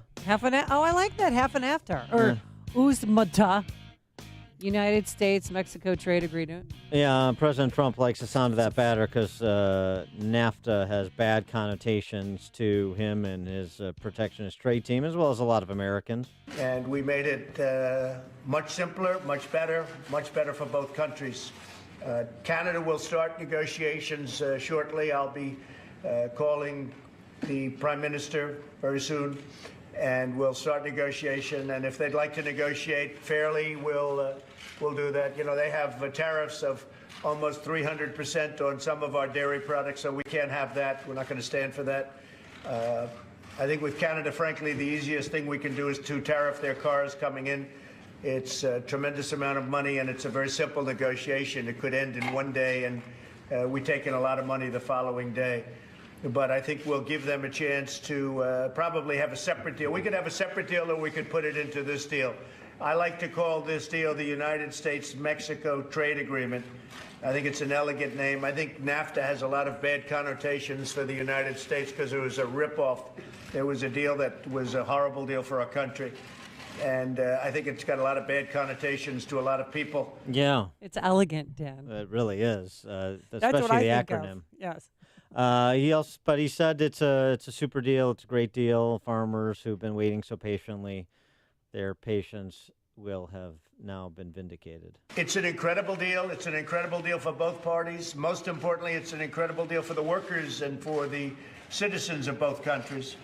Our farmers are going to be so happy. You know, the farmers have stuck with me. I said we were going to do this, and Mexico's promised to immediately start purchasing as much farm product as they can. They're going to work on that very hard.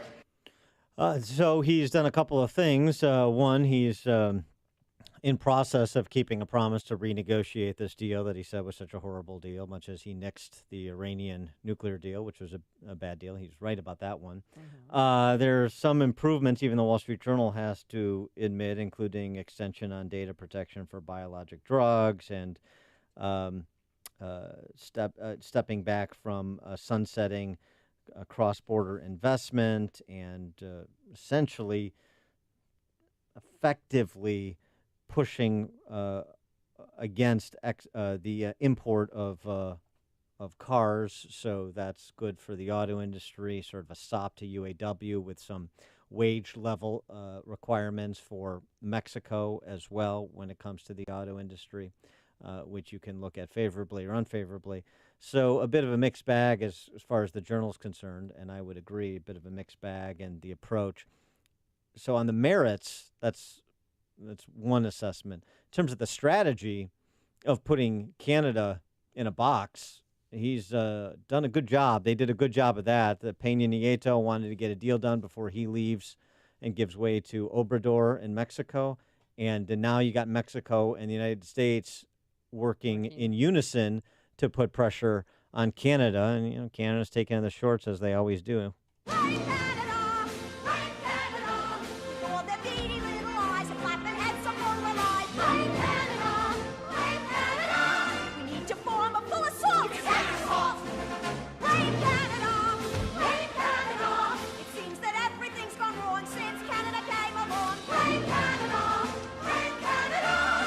Not even a real country anyway.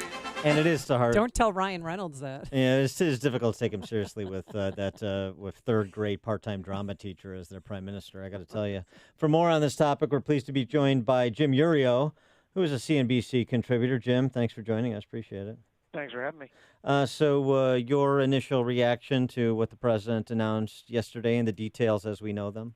Well, from a market standpoint, my initial reaction was not exactly correct because the stock market obviously liked it when the talk came out that we were entering an agreement with Mexico. So my thought was, well, what is in this that makes this good for equity markets? And then I realized too late that it's just that we have an agreement in place at all. Yeah. The market likes to believe that Trump's a deal maker, but up till this point with the trade talk, all we've seen is asks. We haven't seen any gives, and we haven't seen any agreements.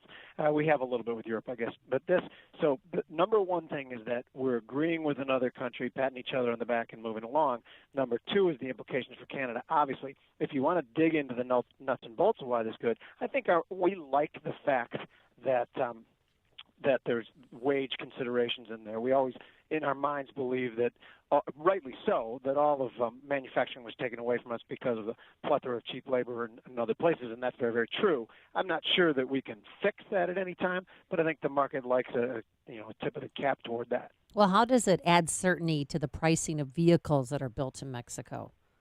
I don't think it does. I don't think it does. And actually, when I even look at the going up from 62% to 75%, that is somewhat protectionist. To tell you the truth, I had forgotten that existed in the NAFTA thing.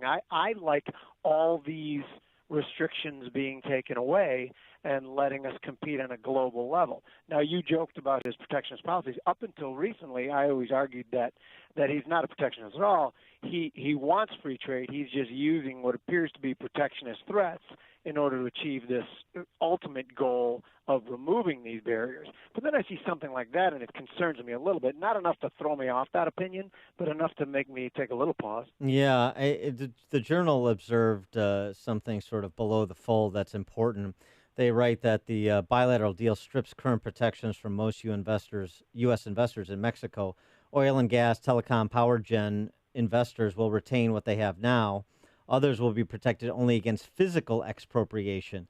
And what the Journal is suggesting is that Trump is happy to let Mexico use regulation to favor domestic competitors because they figure if U.S. companies are more vulnerable to foreign abuse, then their CEOs will be more likely to keep the money at home.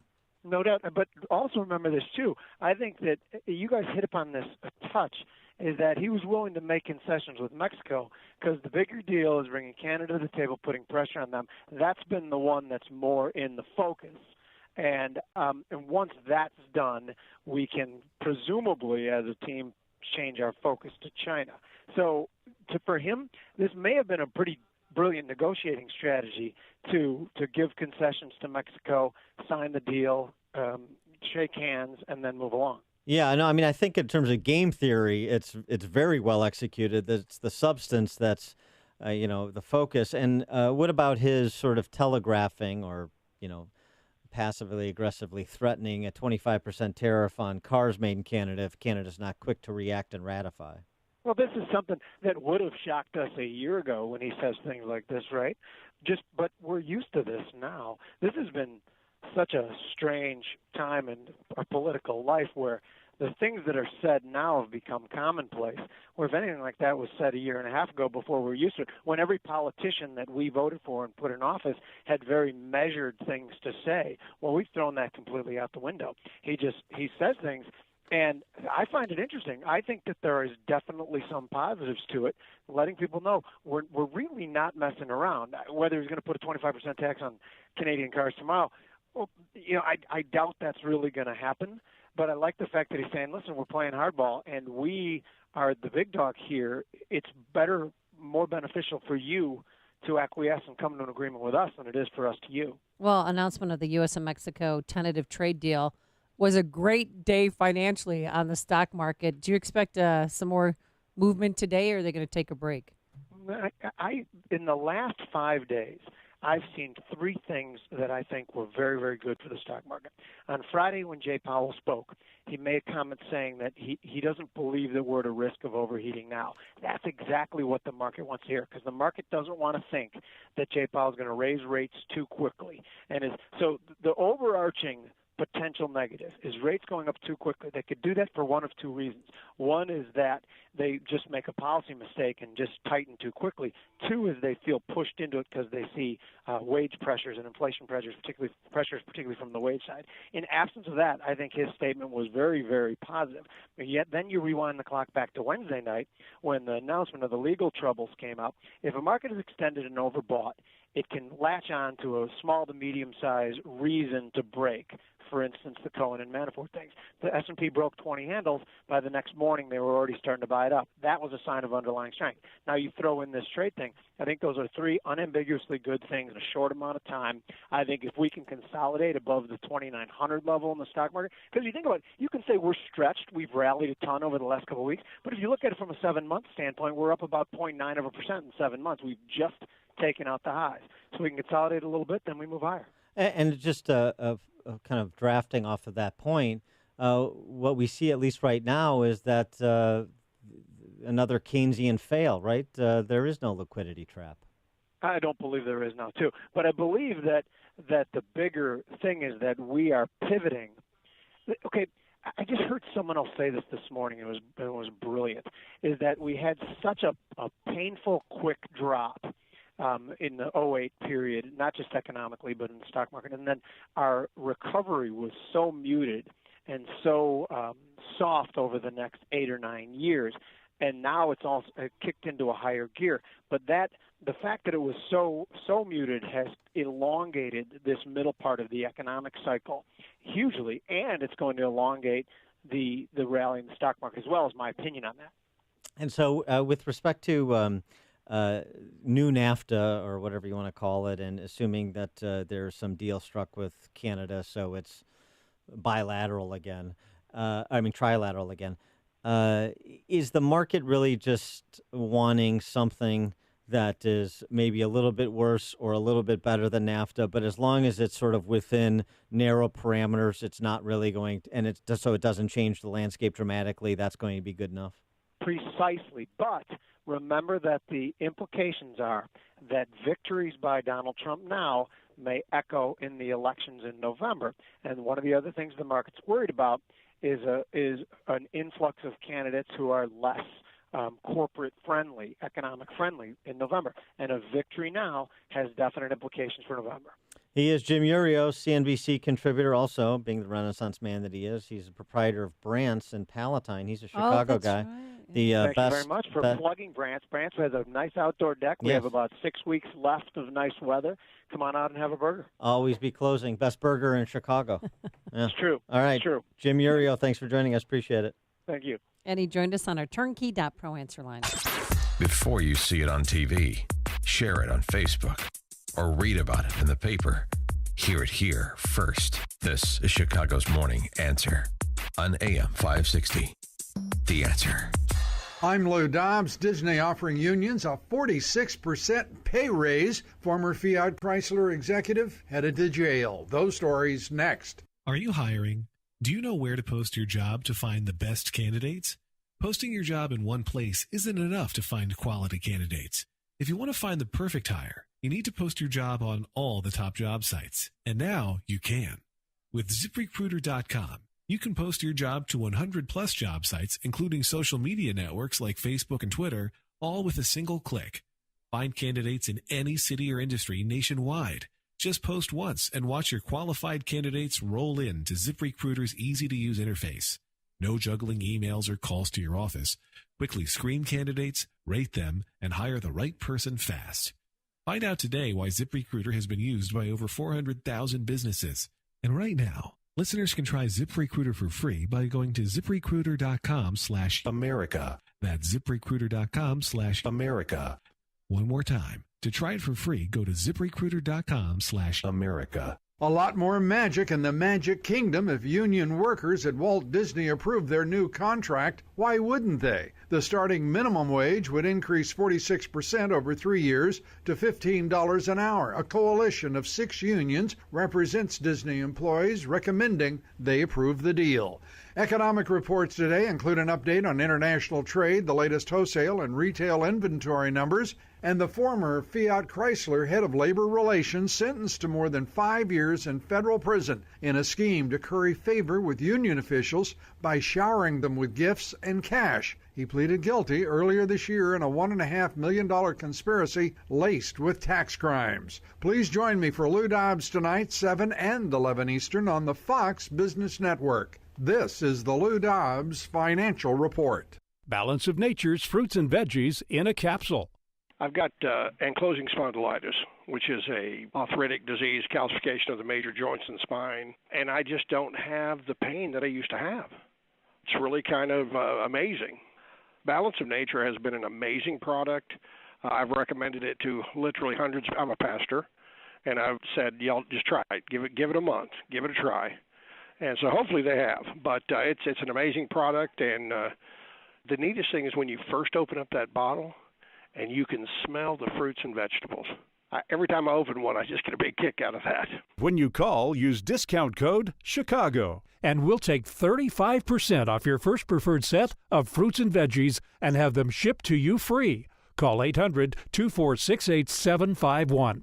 That's 1-800-246-8751, or go online to balanceofnature.com and use discount code CHICAGO. This is Dan Proft with 60 Seconds of Sanity for upstream-ideas.com. It's that time of year again. Politicians on your TV screen and in your mailbox inundating you with promises they don't intend to keep, while under the influence of their misplaced faith and magical words, the kids head back to college to accrue debt they'll finance into their 40s. Comrade Bernie and the Socialists have re-released their siren song of tuition-free college. They'll make college debt disappear much like Bernie's dutiful wife Jane made an entire college disappear. Of course, that debt will reappear in the form of increased government taking from you to finance schools your children didn't attend and pensions you won't receive. The Socialists are offering a free lunch with you on the menu. Make your own lunch. Not only should you send your kid to a school that promotes free markets, you should apply the fundamental tenet to the financing: work. One way is through income share agreements like Purdue University's Back a Boiler program, where a student's education is paid for up front and paid back through an agreed-upon percentage of his postgraduate income over a defined term. This aligns the interests and responsibilities of both the student and university. Both want the students to get good-paying jobs at companies or in sectors with upward mobility. Let's make financing a college education a teachable moment for the students and the politicians. Hey, join the Heartland Institute and me on Friday, October 26th for the 34th anniversary benefit dinner at the Cotillion in Palatine. I will be your MC, and the featured speaker will be Judge Andrew Napolitano from the Fox News Channel. Judge Napolitano is nationally known for watching and reporting on the government, and his no-holds-barred, hard-hitting commentary on government overreach and the abuse of our rights. Register today to reserve your VIP tickets or a whole table and meet meet Judge Napolitano. His important and unforgettable speech will be on the Constitution and human freedom. Also be there to help celebrate the lives of two people who have dedicated their lives to advancing liberty. Heartland Liberty Prize winners Joe Best, the co-founder and former president of the Heartland Institute, and his wife, Diane. Don't be held in contempt. Join the Heartland Institute and me, Judge Napolitano, on Friday, October 26th at the Cotillion in Palatine. For tickets or information, call 312-377-4000 or visit heartland.org. That's 312-377-4000 or heartland.org. I'll see you there. Signature Bank is Chicago's fastest growing independently owned business bank. It's a bank where relationships still matter. Signature Bank knows your name and your story. I'm Dan Proft, and I know this because Signature Bank is my business bank. Do you know your bank's fraud tolerance? I'm Ann Dollagall, Treasury Management Executive. At Signature Bank, we have zero tolerance. While some of the big banks may write off smaller incidences of fraud, we use a multi-layered approach to fight fraud before it happens to our customers. There's been a record number of businesses hit with payments fraud this year. Keeping your business assets safe is our top priority. We are trained, and we will train you to recognize potential wire fraud threats and business email compromise scams. Call us today to find out how Signature Bank can work with your business to fight fraud. Signature Bank is looking for their next success story. To learn more about turning your business vision into reality, visit signaturebank.bank. Signature Bank, helping local businesses succeed.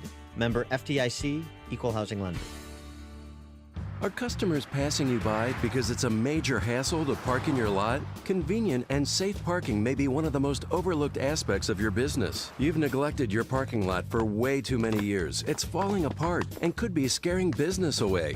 Pavement Solutions can get your parking lot in shape. With proper care, you can extend the life of your current lot with Pavement Solutions' certified specialty blend product called GemSeal Black Diamond Enduramax. Yeah, it's a mouthful, but the best seal coat product in the industry. It'll protect your lot from sub-zero temperatures to a scorching 110-degree sun and features an abrasive, non-slip coat for safety and durability. With Enduramax, your lot will have that brand new feel and look at a fraction of the price of a new lot. You and your customers will be safe, and your business will look great. For parking lot repairs to snow removal, go to fixmylots.org. That's fixmylots.org. And get a free estimate. Plus, learn about getting 5% off your next job from Pavement Solutions. AM 560, The Answer. Coming up on Chicago's Morning Answer, our latest regional property tax and home sales update. Dateline Will County at 7:07. And should there be or shouldn't there be, there's talk of maternity leave for people adopting pets.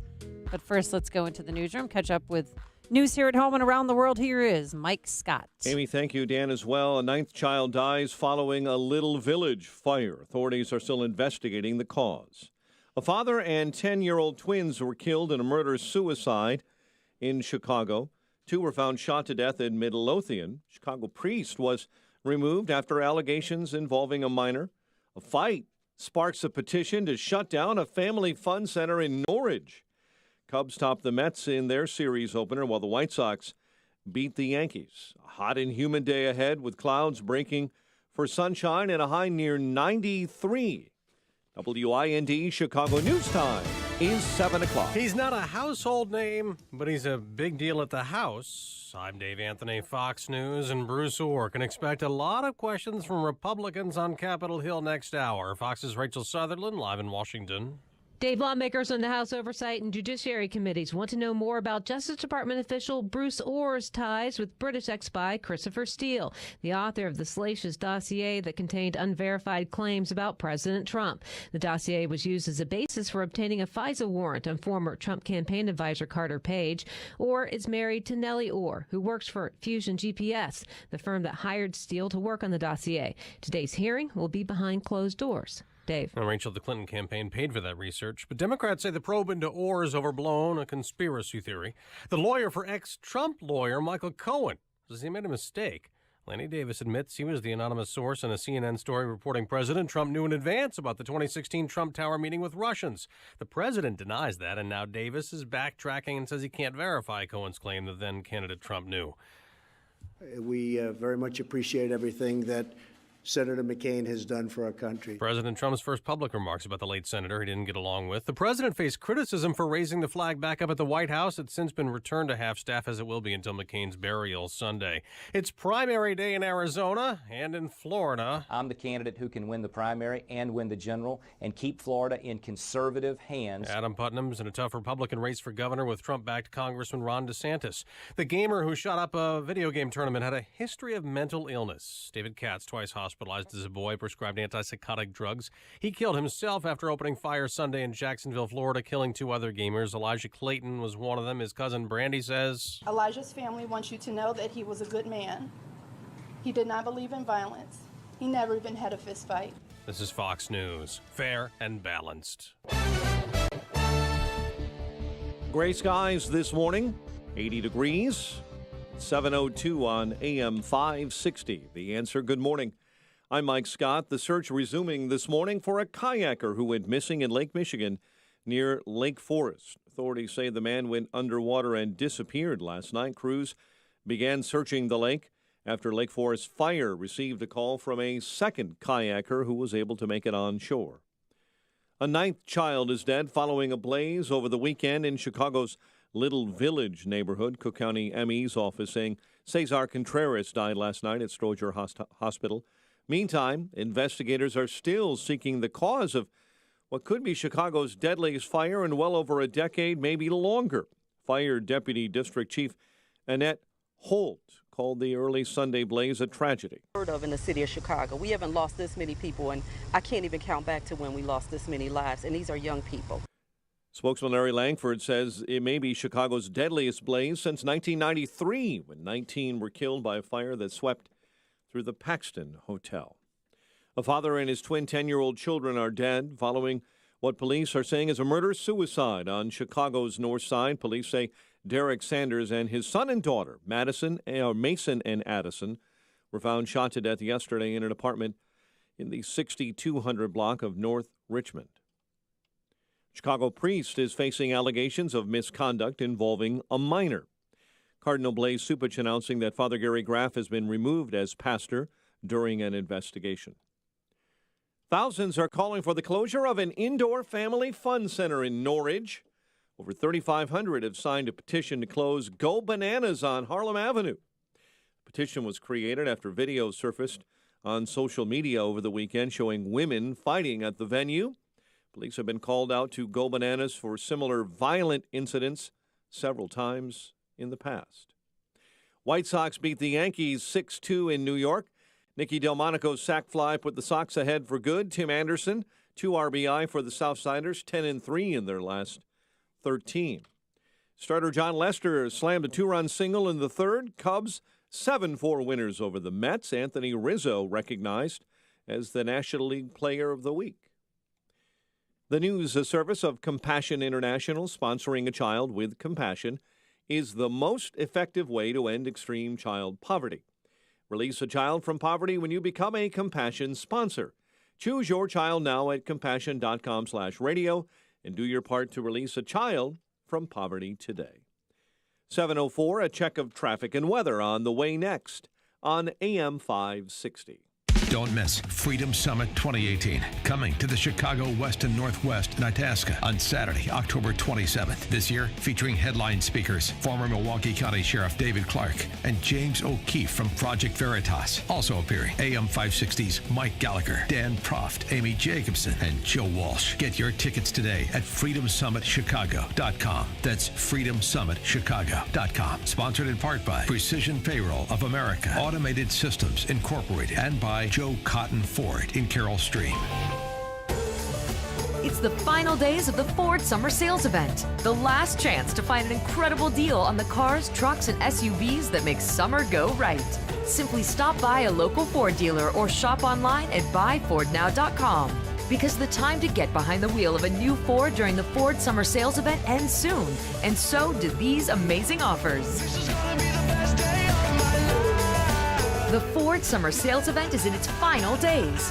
That means it's the last chance to make summer go right with Ford, America's best-selling brand. Stop by your local Ford dealer and find great offers on many Ford cars, trucks, and SUVs. With leading driver assist technologies, it's easy to see why Ford is the brand more drivers buy and buy again. Look for yourself. But hurry, the Ford Summer Sales Event ends September 4th, 2018. To find out more, head to buyfordnow.com or stop by your local Ford dealer.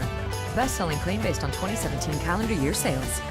The following is a paid political announcement. Illinois property taxes punish the most vulnerable the most, like widow Mary Pay. They just keep on going up and up. So that means my mortgage payment goes up, and it's kind of hard. What are they doing for us? Nothing. 66-year-old Chicago resident Linda J. had to take a second job just to pay her property taxes. Mine is $7,000 a year. If I wasn't still working, I'd be screwed.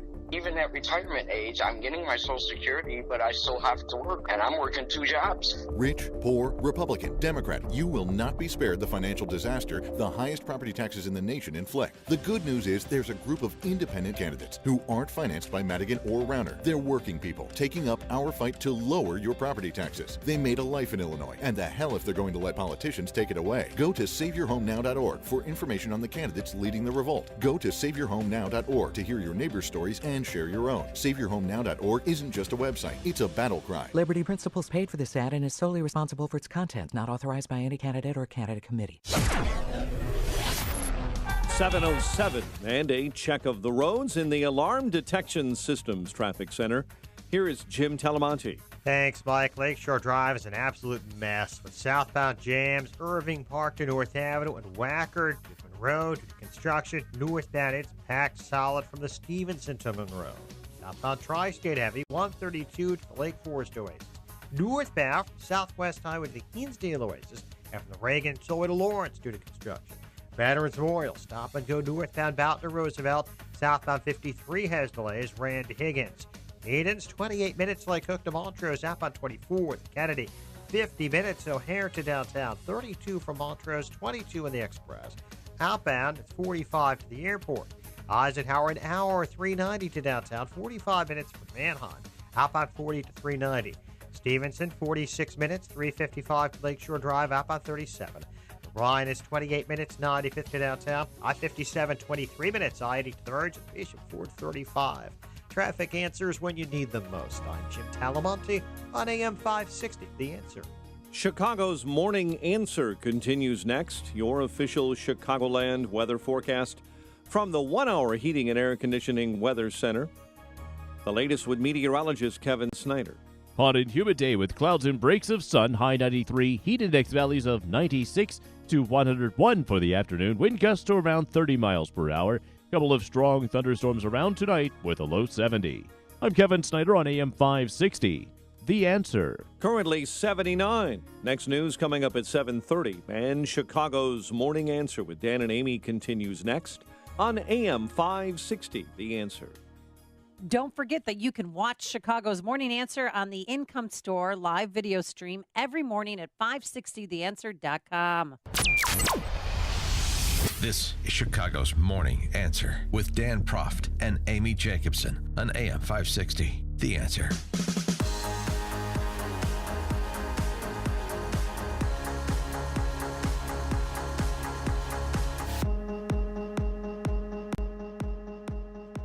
Top of the morning, Dan and Amy, and I was having this conversation with a guy who's a real estate professional, smart guy.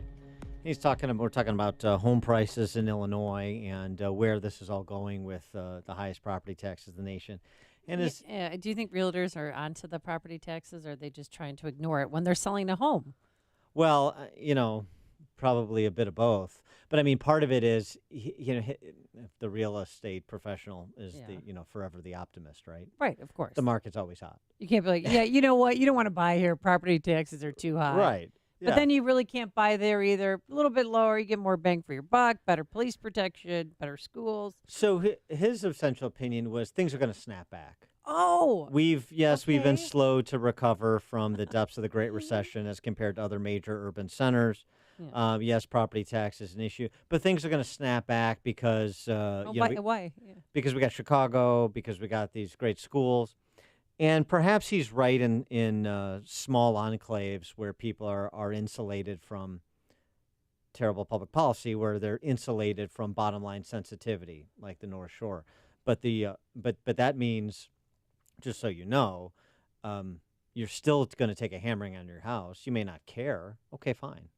If you don't care if you lose a few 100,000 more, we've talked about houses around the metropolitan area in rich areas of Lake County where people have lost 7 figures. Hey. If you don't care, well, okay, don't care. But a lot of people do. And this is not like the thing that I was trying to communicate to him. This is not a business cycle issue. This is a structural issue. You cannot escape the math. And people just don't want to confront it. Oh, well, yeah. I mean, I can't disagree with what you're saying, but I'm just not going to act on it. I can't disagree with what you're saying, but I just want to ignore it. I just hope it's not true. Hope is a strategy. Something's going to happen that'll right it, that'll improve the situation, that'll snap back. No. Because we're in too deep? Well, not until and unless you fundamentally change the structure of property taxation in Illinois. Okay. Otherwise, and the spend of local governments, which drive your property tax bills, starting with the school districts, because otherwise the math is inexorable. It will not be stopped, no matter how much you ignore it, because, when you ignore problems, they go away. No matter how much you mow it, who you want to listen to that have rosy scenarios about how this is all going to somehow work out, there's magical thinking. No. Which brings us to our latest regional update on home sales and property taxes. DuPage County. Your neck of the woods. Where we were yesterday, Joe Cotton Ford. Correct. At Carroll Stream at Gary in North Avenue. Speaking of Carroll Stream, by the way, because it's DuPage County, I've got a fun one for you, although not fun for this family. Wait, is it your family home? No. Oh. Another superstar from DuPage County. Who? Billy Corgan. Oh. He lives in DuPage County now? He doesn't live there. He grew up in Glendale Heights. Oh, that's right. Billy Corrigan's family home in Glendale Heights. We'll talk about that, Smashing Pumpkins frontman, and what's happened to his parents' home. Even you're a big star like Billy Corrigan or me. Oh, yeah. When I think of Billy Corrigan, I think of Dan Proud. Sure. How did you know? Yeah. Big entertainers. Yeah. Big entertainers. The biggest. Celebrity stars. Yeah. Oh, yeah. Oh, yeah. So you're a big superstar, international superstar like Billy Corrigan. You're not insulated. The Corrigan family not insulated. Nobody escapes the math. I don't know how many other ways to say it. You think you're getting a steal when you see these homes going for less than what they're worth? Well, less than what they were purchased for years earlier. You think you're getting a steal, right? Instead, in point of fact, you're the next one to get robbed. That's what people don't understand. Speaking of Carroll Stream, since we were out with our friend Tracy Kahn and the boys and girls at Joe Cotton Ford. Don't play the song. Yeah, exactly. This guy in there. Maybe you should play the song. Keep him on a short leash. 2 decades ago, 1997, Ron and Laura Delcello? I don't know. Sorry if I'm massacring your name. I can read the name for you. Could you? Yeah. What is it? Right there. DeCilio. Oh, a massacre and a racial slur. Ethnic slur. Why you busting my onions? There you go. Hey, double down. I'm Hey, sorry. lean into it. Oh, no, boy. Do they own an Italian restaurant there? As long as you don't sing Carly Simon, I'm fine. Ron and Laura DeCello, that's what I'm going with, bought a 2,000 square foot, 3-bedroom, 3-bath home in Carroll Stream's Kingport Ridge subdivision for about $206,000 in 1997, again, 20 years ago. Okay. That's about $324,000 real dollars today, so inflation adjusted. That's how you do math and comparisons. Inflation adjusted $324,000. They sold their home last week, August 20th, for $322,000. $322,000 is what they sold it for 20 years after they bought it for $324,000. While their home value stayed constant for 20 years, property taxes doubled. In total, the DeCellos paid approximately $145,000 in property taxes during their time in that home over 20 years. So, nearing half the home value over 2/3 of your customary 30-year fixed time span. It's one of 16 DuPage counties, Carol Stream, whose effective property tax rates are higher than 2.3%, which is already twice the national average. Wayne, 3.5%. Glendale Heights, 3%. Hanover Park, Bartlett, Roselle, Aurora, Woodridge, Oakbrook, Warrenville, Itasca, Winfield, Addison, Oakbrook Terrace, Lombard, Wooddale, and St. Charles. All of those communities have effective property tax rates higher than twice the national average. So had the DeCellos lived in Indiana, their $9,299 annual tax bill before they sold their home last week would have been how much? $2,800. Wow. Which adds up to a difference of about $90,000 over the 20 years they own their home. I mean, again, if $90,000 is no big deal to you because you're a rich guy and you hate your money, a rich girl, you hate your money, fine. No problem. Just telling you what the stats are. You can make your own judgment. Increased housing demand and booming economy, home prices are rising at twice the rate of inflation nationally. Twice the rate of inflation nationally. Not in DuPage County.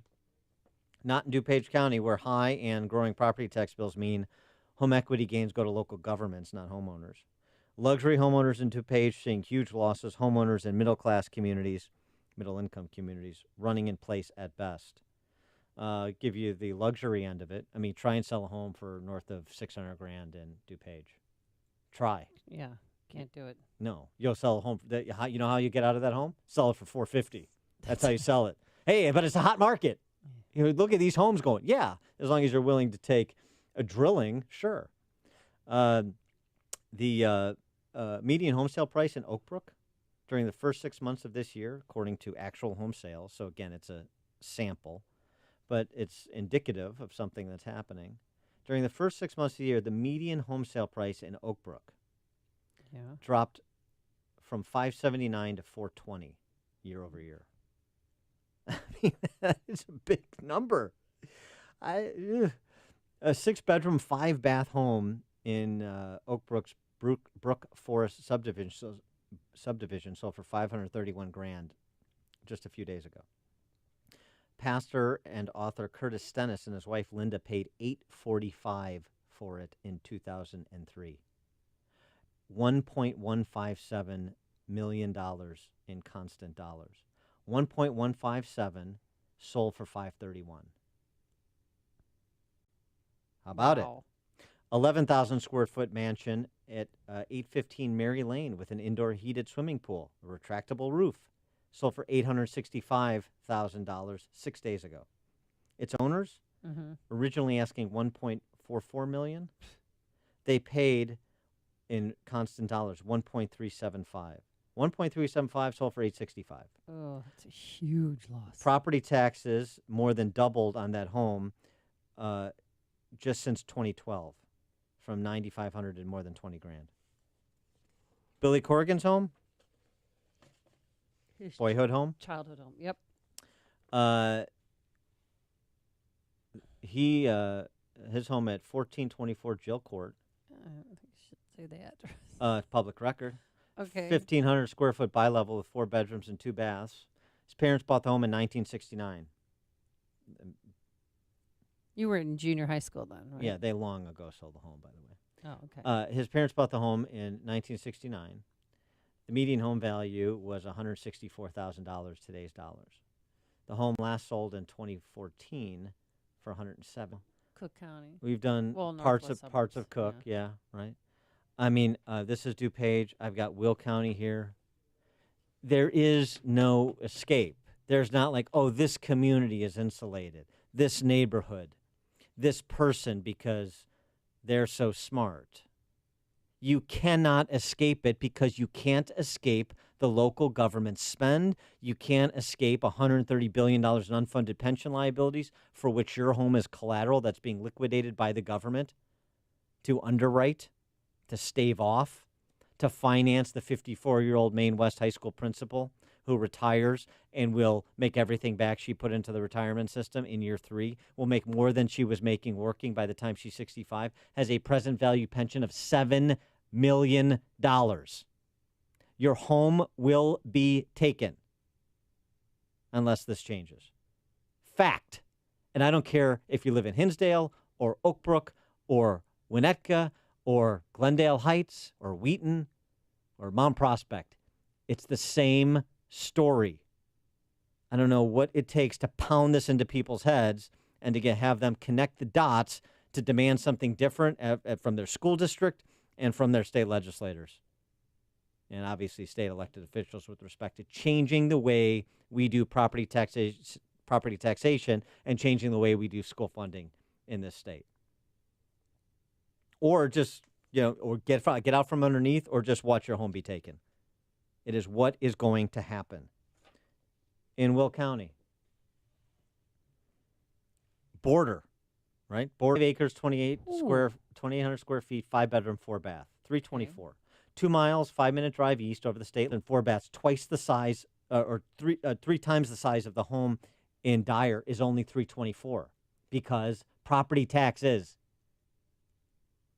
The buyer in that of that Dyer home I'm describing, $238 a month in property taxes. In Crete, $944. Wow. The Crete homeowner, same home value, and I've given you the descriptions on the respective homes. The Crete homeowner will pay $254,000 more than the Dyer, Indiana homeowner over the course of a 30-year fixed mortgage. It's a no-brainer. If you're that close to Indiana, live in Indiana. Amy in Huntley, you're on Chicago's Morning Answer. Dan, you're a really smart guy. I've been listening to you for a while. There's got to be a solution to this. And yeah. I listened to you. I've been in the car for about 15, 20 minutes, and you've been going on and on about this. And I feel like slitting my wrist. I mean, it's really depressing. You need to come up with some sort of a solution. We have a solution.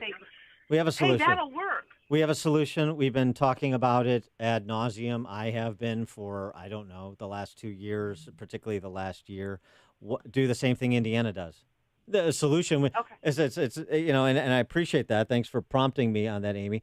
1% hard cap on property tax as a percent of home value. That's what Indiana does. So with the Dyer Crete example, that's the difference. And Indiana has schools, and they have police departments, and they have fire departments.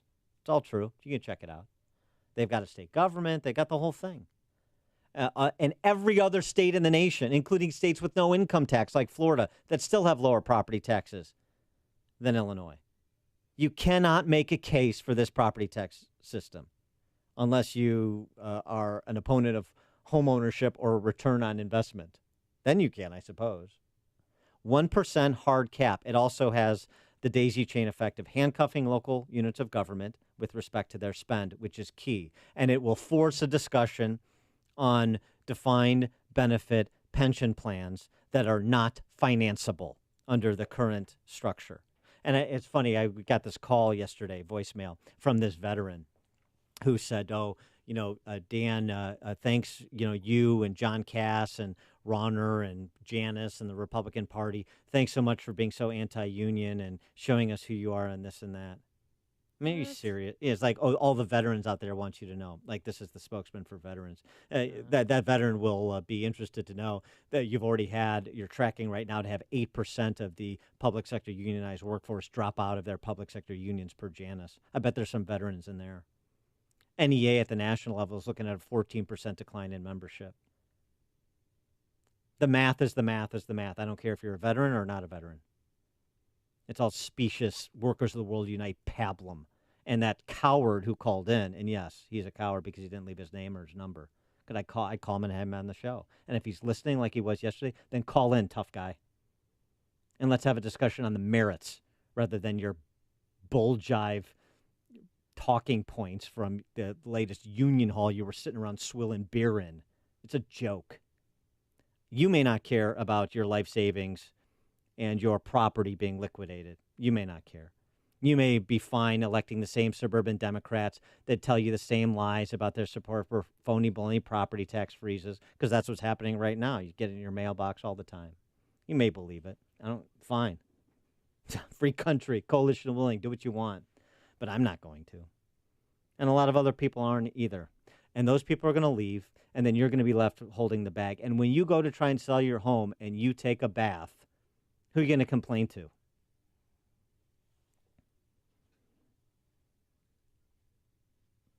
Bill on the north side. You know, I don't know how many Chicagoans know that the alderman is a part-time job. They will do it with 40 seats. Why do we need 50? You can knock the alderman down to 24 in numbers. Yeah. Thanks for the call, Bill. You're Well, they breaking make up. 6 figures. They can have a driver if they want. They have access to TIF funds or deciding who gets TIF funds. They have way too much power in this town, I think. Yeah, but it's fine. You can eliminate the city council. I mean, I agree. Start with the politicians. Eliminate the pensions. Eliminate the health care benefits for all the state legislators. For the aldermen, their salary should be no more than the median household income in this state. There should actually be less because, as you point out, it's a part-time job, and that's a drop in the bucket. You have to do something structural across the board, not for just one cohort of people. It's too big. It's too far gone. It's like a hot, steaming cup of information to start your day. It's Chicago's Morning Answer on AM 560. The Answer. Live from Chicago, it's Saturday Night Live, The Experience. For the first time ever, get an inside look at the making of SNL. Over 500 artifacts direct from the show. Be a part of Wayne's World, Weekend Update, and so much more. Experience all it takes to put the show together. Now at the Museum of Broadcast Communications at 360 North State Street in Chicago. For tickets, visit museum.tv. I'm Jay Farner, CEO of Quicken Loans, America's premier home purchase lender. We've created a new way to protect you from unpredictable interest rates. Our exclusive Rate Shield approval. First, we lock your interest rate for up to 90 days. Then, if rates go up, your rate stays locked. But if rates go down, your rate drops. Either way, you win. Call us today at 800-QUICKEN or go to rocketmortgage.com. Rate Shield approval only valid on certain 30-year fixed-rate loans. Call for cost information and conditions. Equal housing lender. Licensed in all 50 states. NMLS number 3030. Additional conditions or exclusions may apply. My name is Lauren Sullivan, and I was diagnosed with multiple sclerosis 9 years ago. And I was severely disabled. And about 6 years ago, my mother had found Balance of Nature. So we decided to give it a try because at that point, nothing was helping. I was skeptical at first, but over time I realized I had more energy levels. I was sleeping better, which was huge, and my hair looked better, my skin looked better, my nails looked better, and then I was able to weed off some of those medications. And I know, had I not found Balance of Nature, I would not be living the quality of life that I am now. When you call, use discount code CHICAGO, and we'll take 35% off your first preferred set of fruits and veggies and have them shipped to you free. Call 800-246-8751. That's 1-800-246-8751 or go online to balanceofnature.com and use discount code CHICAGO. AM 560. The Answer. Coming up on Chicago's Morning Answer.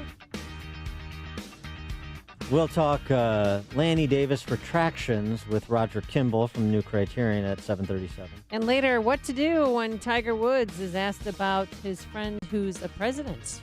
But first, let's go into the newsroom. Here is Mike Scott. Amy and Dan, good morning. Good morning, everyone. 79 degrees. Man accused of killing two at a weekend video game tournament and then killing himself apparently had some history of mental health issues. Records from the divorce of 24-year-old David Katz's parents show he was being treated for his psychiatric issues as early as age 12. Arizona and Florida holding primary elections today. There will be runoffs in Oklahoma.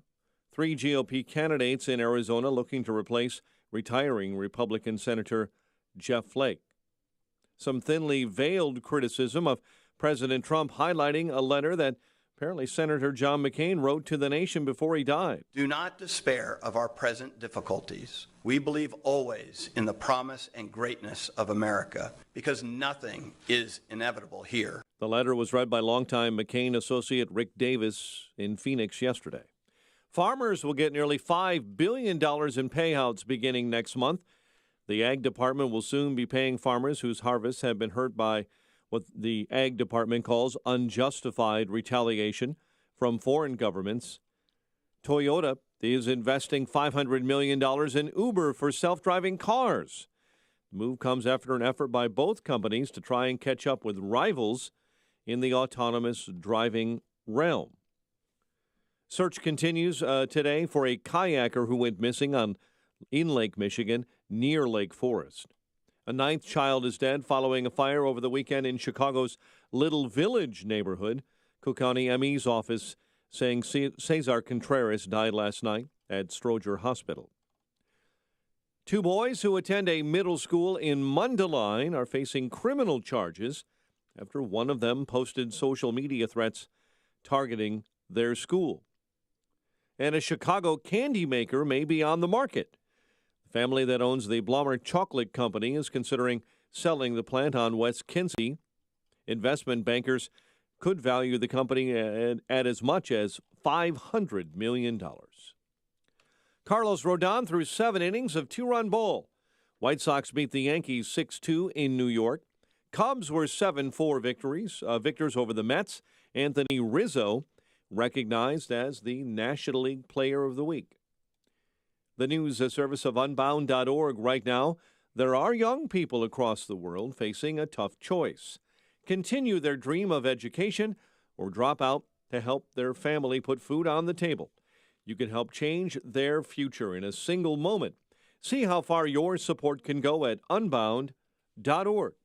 7:33 and a check of traffic and weather on the way next on AM 560.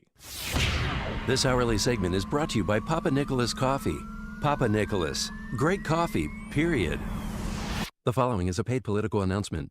We need strong borders to keep America safe. That's why President Trump is fighting to build the wall. But Senator Joe Donnelly's votes would have made us less safe. In Congress, Donnelly claimed he was, quote, 100% opposed to amnesty. But then he changed his position. In the Senate, Donnelly joined liberals like Elizabeth Warren and Bernie Sanders and voted to give amnesty to millions of illegal immigrants, even illegal immigrants who had committed serious crimes, including domestic violence and child abuse.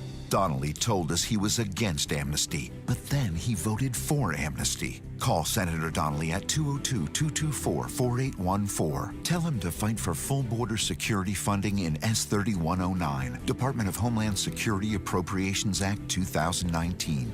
Amnesty won't keep America safe. Fully securing our border will.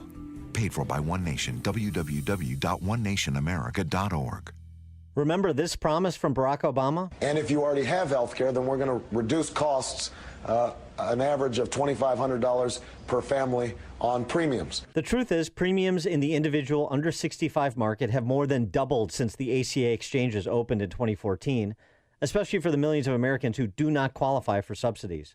If you're healthy and do not need coverage for pre-existing conditions, premiums are much lower in the non-ACA health insurance market. These policies will keep you consistently insured all year long, and they include a nationwide PPO. And there's no one better to help you navigate the Obamacare maze than C. Stephen Tucker. He's a 20-year licensed broker who I know and trust, who's been educating listeners for more than 6 years. Steve, how can our listeners get in touch with you? Thanks, Dan. They can visit healthinsurancementors.com. That's healthinsurancementors.com. Or call me directly at 630-674-1551. That's 630-674-1551. The following is a paid political announcement. I lived in Grays Lake, and I have sold and moved out of the state. Billy V. is a union employee. He left Illinois because he couldn't afford to pay $9,000 a year in property taxes on his $200,000 townhome in Grays Lake. Tony S.'s home in Park Ridge is being liquidated by the government to pay for someone else's pension. I'm paying between $13,000 and $14,000 a year in property taxes, which is insane. I can't save for my retirement. They're basically stealing my equity from me. Rich, poor, Republican, Democrat, you will not be spared the financial disaster the highest property taxes in the nation inflict. The good news is there's a group of independent candidates who aren't financed by Madigan or Rauner. They're working people taking up our fight to lower your property taxes. They made a life in Illinois, and the hell if they're going to let politicians take it away. Go to SaveYourHomeNow.org for information on the candidates leading the revolt. Go to SaveYourHomeNow.org to hear your neighbors' stories and share your your own. SaveYourHomeNow.org isn't just a website, it's a battle cry. Liberty Principles paid for this ad and is solely responsible for its content, not authorized by any candidate or candidate committee. 7:37. Let's get an update on the roads in the Alarm Detection Systems Traffic Center. Here's Jim. Thanks, Mike. Southbound Lakeshore Drive traffic is jammed. Irving Park to North Avenue and Wacker to Monroe due to construction. It's 40 minutes. Hollywood to Monroe. Northbound a mess from the Stevenson to Monroe. Southbound 53 has construction delays from Rand Road to Higgins. Northbound it's slow. The Adams Tollway to Kirchhoff. Veterans Memorial delays are northbound from Boughton to Roosevelt to St. Charles to 290. Northbound Tri-State heavy. Southwest Highway to the Hinsdale Oasis from the Reagan Tollway to Lawrence. It's Adams Tollway delay. Randall to Barrington. Aiden's 35 minutes. Lake Cook Junction. Outbound 34. Kennedy. With some of that Lakeshore Drive traffic, it's an hour and 20 minutes. So here to downtown. Outbound an hour and 5 minutes. The Eisenhower. 50 minutes, 390 to downtown. Outbound 40. Stevenson, 53 minutes, 355 to Lakeshore Drive. The Ryan, 30 minutes, 95th to downtown. Traffic, service of Compassion International. Just 5 quarters a day. You can sponsor a child through Compassion International. It's pocket change to you, life-changing for a child in need. Be part of the change at compassion.com/radio. Traffic answers when you need them most. I'm Jim Talamonte. This hourly segment is brought to you by the Money Hour radio show, Saturday afternoons at 3 on AM 560, The Answer. Brought to you by Pearshell Financial Group. Don't miss David Clark and James O'Keefe at Freedom Summit 2018. Get your tickets today at freedomsummitchicago.com.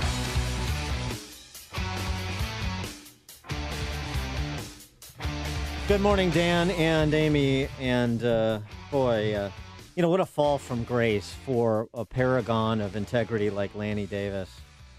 No, I just don't know how to tell you. What's the? Let's go to the tote board first, though. What's the latest on Michael Cohen versus Peter Strzok? We're following that GoFundMe race. Peter Strzok has $461,000. Yeah. His goal is $500,000. Michael Cohen also has $500,000 as a goal. And he's up past 150,000 so far. All right, but Michael Cohen just started. He did just start. Yeah, Strzok had a few weeks, ahead of him, but they're both vying for $500,000. Please don't make them go full Sally Struthers. Yeah, we don't want to see any PSA type commercials on. Oh, open your hearts and open your wallets for these two goofballs. Excuse me. Oh, these are two gentlemen felled by tragedy, according to Lanny Davis. One had bank fraud committed upon him. Apparently. I know it's like a disease, a virus that kind of sneaks up on you, bank fraud. Well, these applications fill themselves out, and sometimes they overstate or understate, forget to state debt load, for example, that may factor into a line of credit. That's just for example. And obviously, Peter Strzok he also said Michael Cohen had knowledge that Special Counsel Mueller would be very interested in about things like Trump's pre-knowledge of the hacking of the DNC by the Russians. And no, I'm not sure. Now, Lanny Davis says possibly that's the case, but I'm not sure. Well, sure, anything's possible. I hate when the facts get in the way of a good story. Or when the truth gets in the way, too. So does Lanny Davis, so you have that in common with him. For more on this topic and how anti-Trump hyperbole coming from Lanny Davis and the D.C. Press Corps is driving people insane. We're pleased to be joined by Roger Kimball, editor of the New Criterion, columnist for PJ Media. You can also regularly read his stuff at amgreatness.com. Roger, thanks for joining us. Appreciate it. Oh, my pleasure. My pleasure. Are you crestfallen over the fall from grace for one Lanny Davis? Yes, I have my black armband on now, and did you like and writing people notes with black bordered stationery. It's truly sad. Does it surprise you that he blew the CNN exclusive interview? No, I mean, frankly, it's hard. It's hard to work up much surprise these days. I really do think that President Trump has gotten under the skins of his opponents to such an extent that he really has driven them crazy. I mean, when you have someone of the stature of Elliot Cohen, a smart man, comparing the president to Macbeth, a regicide, someone who murdered his rivals' families, who was a power-hungry tyrant. He really was a tyrant. Now, what has this president done that's so tyrannous? Well, he's rescued the economy from the doldrums, bequeathed him by Barack Obama. He's made scores of terrific judicial appointments. He's rolled back the regulatory state. He's bolstered the American military. He has, enhanced America's standing in the international scene. It's just been one triumph after the next, and for every triumph that he wins, it seems to drive his opponents crazier and crazier. It's quite extraordinary. If you just go down the list, go to some news aggregator like Real Clear Politics, and they're very even-handed. So they'll have some pieces supporting the president, and then many attacking him. But the headlines are things like, Donald Trump is a criminal. It's on the basis of what? It's pure fantasy. And in that column you mentioned, I talk about a line from Plato's Republic where he says, a lot of people will lie. That's not surprising. But no one would want what Plato calls the lie in the soul, which means that you're you are so dishonest that you're dishonest to yourself, and you can no longer distinguish effectively between the truth and a lie, between reality and some distortion of reality. And I'm afraid that that's what has happened to many of the president's opponents. It's not that they disagree with him. They fundamentally believe that he is illegitimate. Therefore, he's like a heretic. He can't be argued with. He has to be destroyed.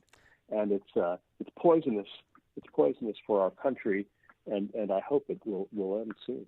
That's a perfect segue to Adam. But whoa. As a former federal prosecutor, I like to gather all the evidence before I make a determination, so it's much too early to be talking about impeachment. This on the heels of Nancy Pelosi saying after Cohen's plea that impeachment is not a priority. It seems that Democrats... Definitely the House of Representatives. Well, I think that most dispassionate observers now realize that the Republicans are very likely indeed to pick up seats in the Senate, and that they will hold the House and maybe even pick up some seats in the House. But that being the case, impeachment is a dead letter. I just think that there's a kind of political reality that Adam Schiff is reluctantly bending to. When do you think this craziness is going to end, this Mueller investigation?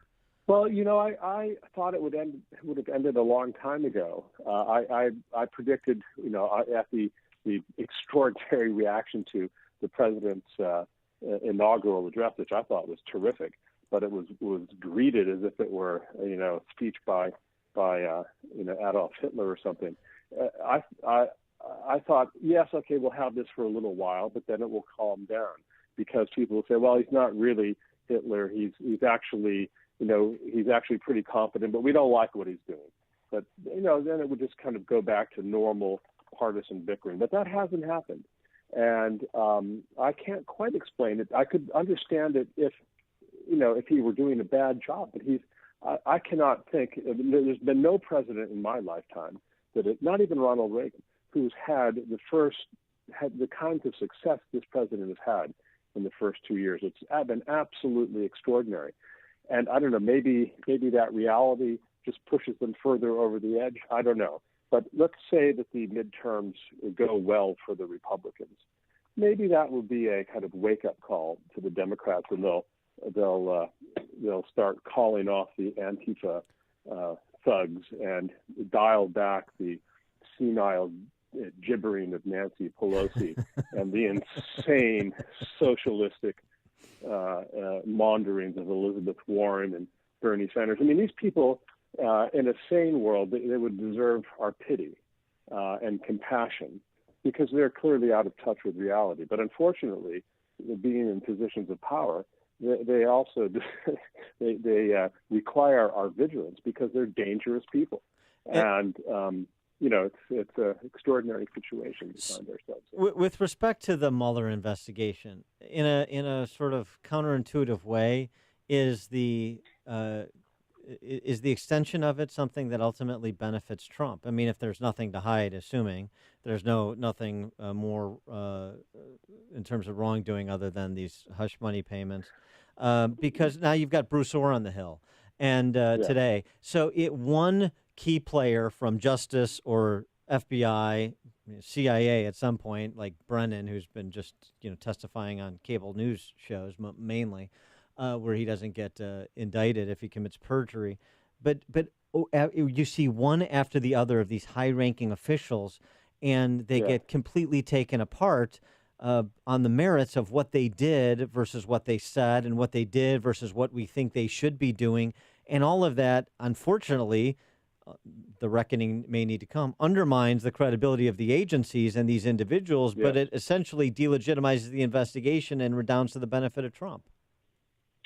Well, I think ultimately that may be right, but the problem is that the prosecutorial machine over which Robert Mueller is presiding is extraordinarily powerful and extraordinarily damaging. I mean, he has destroyed many people's lives already who have nothing to do with any Russian collusion.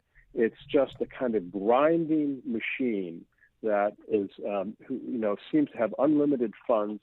He has a stable full of rabid Democratic, Obama and Hillary supporting prosecutors, people who have destroyed companies like this guy Weissman, who he destroyed a huge accounting firm. Then it turned out that he was wrong. He said, "Oh well, sorry," but meanwhile, 17,000 people or something were out of work. These people are. It's unfortunately the Justice Department in this country has become part of this deep state, and this tradition now of plea bargaining, which means you kind of admit guilt for things you didn't do. And Michael Flynn, what has he been indicted for? Well, a kind of process crime. It's more process than crime, as I put it. He was entrapped by the FBI essentially, and there's been a lot of collateral damage. There's likely to be more, and if you keep digging and digging and digging, I mean, what is Paul Manafort on the hook for? Yes, tax evasion. You oughtn't to have done that, but that was like in 2005. Yeah, right. He was pretty good at it. I mean, apparently, and we may learn more in his second trial. But even to your point, here's another trial about more crimes related to his business dealings. He is Roger Kimball, editor at the New Criterion, columnist for PJ Media. Check out his latest piece, How Anti-Trump Hyperbole Fosters Insanity. Roger, thanks as always for joining us. Appreciate it. Terrific. Talk to you soon, guys. Thanks. Bye. And he joined us on our turnkey.pro answer line. If you're talking about it, Dan and Amy are talking about it. It's Chicago's Morning Answer on AM 560. The Answer. Safety. It's so important at your industrial facility. You need to keep your personnel safe and meet OSHA requirements. One problem with your ladders, platforms, or safety guards, and you could be facing costly fines. Vans Industrial helps you meet OSHA standards to keep your employees safe. Hi, I'm Dave Van Camp, president of Vans Industrial. As a business owner, I realize the importance of keeping my employees safe, and I'm here to offer my expertise. Vans Industrial is a specialty contractor uniquely equipped to design, fabricate, and install safety equipment, including walkways, handrails, stairways, and machinery guards. Our Vans Industrial team can inspect existing systems, engineer solutions, fabricate quality goods, and install them with trained pros, all making a safer environment for your employees. Call 833-VANS-IND for a free inspection of your facility. Interested in what else they do? Visit vansindustrial.com. That's VANS industrial.com. Quality craftsmanship since 1964. Hey, if you're a financial planner interested in learning how to extend your client's retirement assets, then you need to call the reverse mortgage loan experts on Team Hochberg. Todd, certified financial planner, contacted the reverse mortgage loan experts on Team Hochberg about his 80-year-old client who owned his home free and clear and was rapidly depleting his assets. A Team Hochberg reverse mortgage expert informed Todd proceeds from reverse mortgage loans were tax-free. His client could defer mortgage payments and use the money to pay real estate taxes, health care costs, and in-home caretakers. Instead of depleting his clients' retirement accounts, Todd could continue investing and growing their retirement portfolio. If you're a certified financial planner and would like to learn how reverse mortgage loans can help you and your clients extend their retirement assets and enjoy their retirement, call the reverse mortgage loan experts on Team Hochberg at 312-751-1333. Team Hochberg has helped thousands of AM 560 listeners, but they can't help you if you don't call. 312-751-1333 or visit am560david.com. Pearl Mortgage, Equal Housing Lender, Illinois Residential Mortgage Licensee 4358, NMLS 19186. Success happens with an affordable full-time IT staff from Turnkey IT. Just listen. We're a contracting architecture firm with 50 employees in 2 states. We hosted our own email and file and print servers on a local area network, and the systems were always down more than they were up. Very frustrating. Turnkey IT migrated our email to Office 365 and simplified our network using additional cloud-based systems and cool advanced technologies. All our company's local data is backed up and replicated. Security measures are in place to avoid dangerous threats online, and we have a really nice voice over IP phone system. Remote users can make phone calls and appear like they're in the office when they're at a construction site.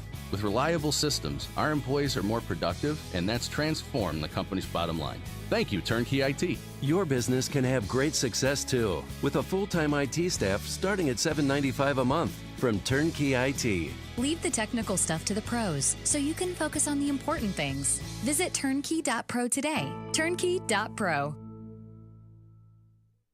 Don't forget that you can watch Chicago's Morning Answer on the Income Store live video stream every morning at 560theanswer.com. If you're drowning in IRS debt and can't afford to pay, then you need to take advantage of special IRS tax programs that are available and free yourself from IRS collection efforts once and for all. Due to the financial hardship consumers are facing throughout the country, the Internal Revenue Service has made it easier to settle delinquent tax problems. An open phone line has been established by Community Tax for consumers to call and see if they qualify. Take down this number or store it in your cell phone, but call the Community Tax Helpline at 800-500-5588. If you owe back taxes to the IRS and cannot afford to pay them back, or even if you have years of unfiled tax returns, there's no need to fear anymore. But you have to call the Community Tax Helpline today at 800-500-5588 for the help that you need. Don't take on the IRS alone. They can attack your wages, savings, pension, home, and even your Social Security check. Call 800-500-5588 for your free consultation and to see if you qualify. That's 800-500-5588. Balance of Nature's fruits and veggies in a capsule. I just wanted to keep you up to date on how things are progressing. So I'm getting Balance of Nature every month, maybe sometimes twice a month, from my friend who had MRI done, CAT scan last week. A very good friend of ours who's a teaching nurse, told me 2 years ago she's going to be gone within 6 months. I'm so happy that for Balance of Nature because anything else was just not doing it for her. When you call, use discount code CHICAGO, and we'll take 35% off your first preferred set of fruits and veggies and have them shipped to you free. Call 800-246-8751. That's 1-800-246-8751, or go online to balanceofnature.com and use discount code CHICAGO. People have long associated the Ozinga name with concrete, but truth be told, Ozinga has always been on a quest to create a better world. We want to help you build your business so you can provide for your family, create better jobs, and build your community. It's why we constantly engineer better concrete, haul raw materials, and supply cleaner fuel. Together, we can positively impact the places where we live, work, and play throughout the Chicagoland area. To learn more, go to ozinga.com. That's OZINGA.com.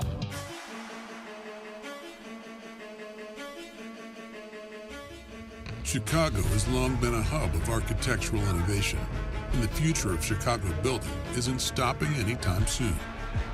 At Ozinga, we believe it's important to continue pushing the boundaries of the construction industry, but it can't be accomplished alone. Let's build this city with ingenuity, sustainability, and with heart. But more importantly, let's build this city together.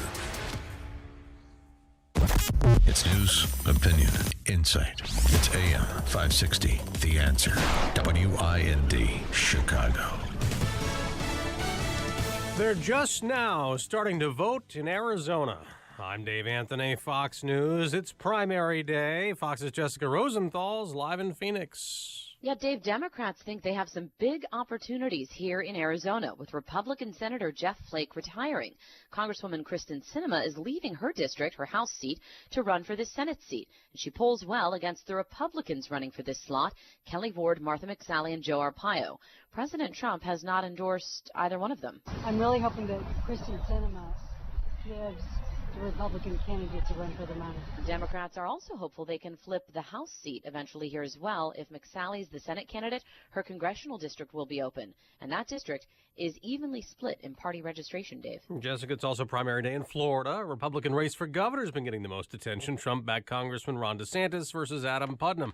Bruce Orr is on Capitol Hill to be questioned in private for the first time by two House committees over his role as a high-ranking Justice Department official with the anti-Trump dossier. And his wife, Nellie Orr, actually worked for Fusion GPS, which helped assemble what has become known as the Trump dossier, those unproven allegations involving then-candidate Donald Trump.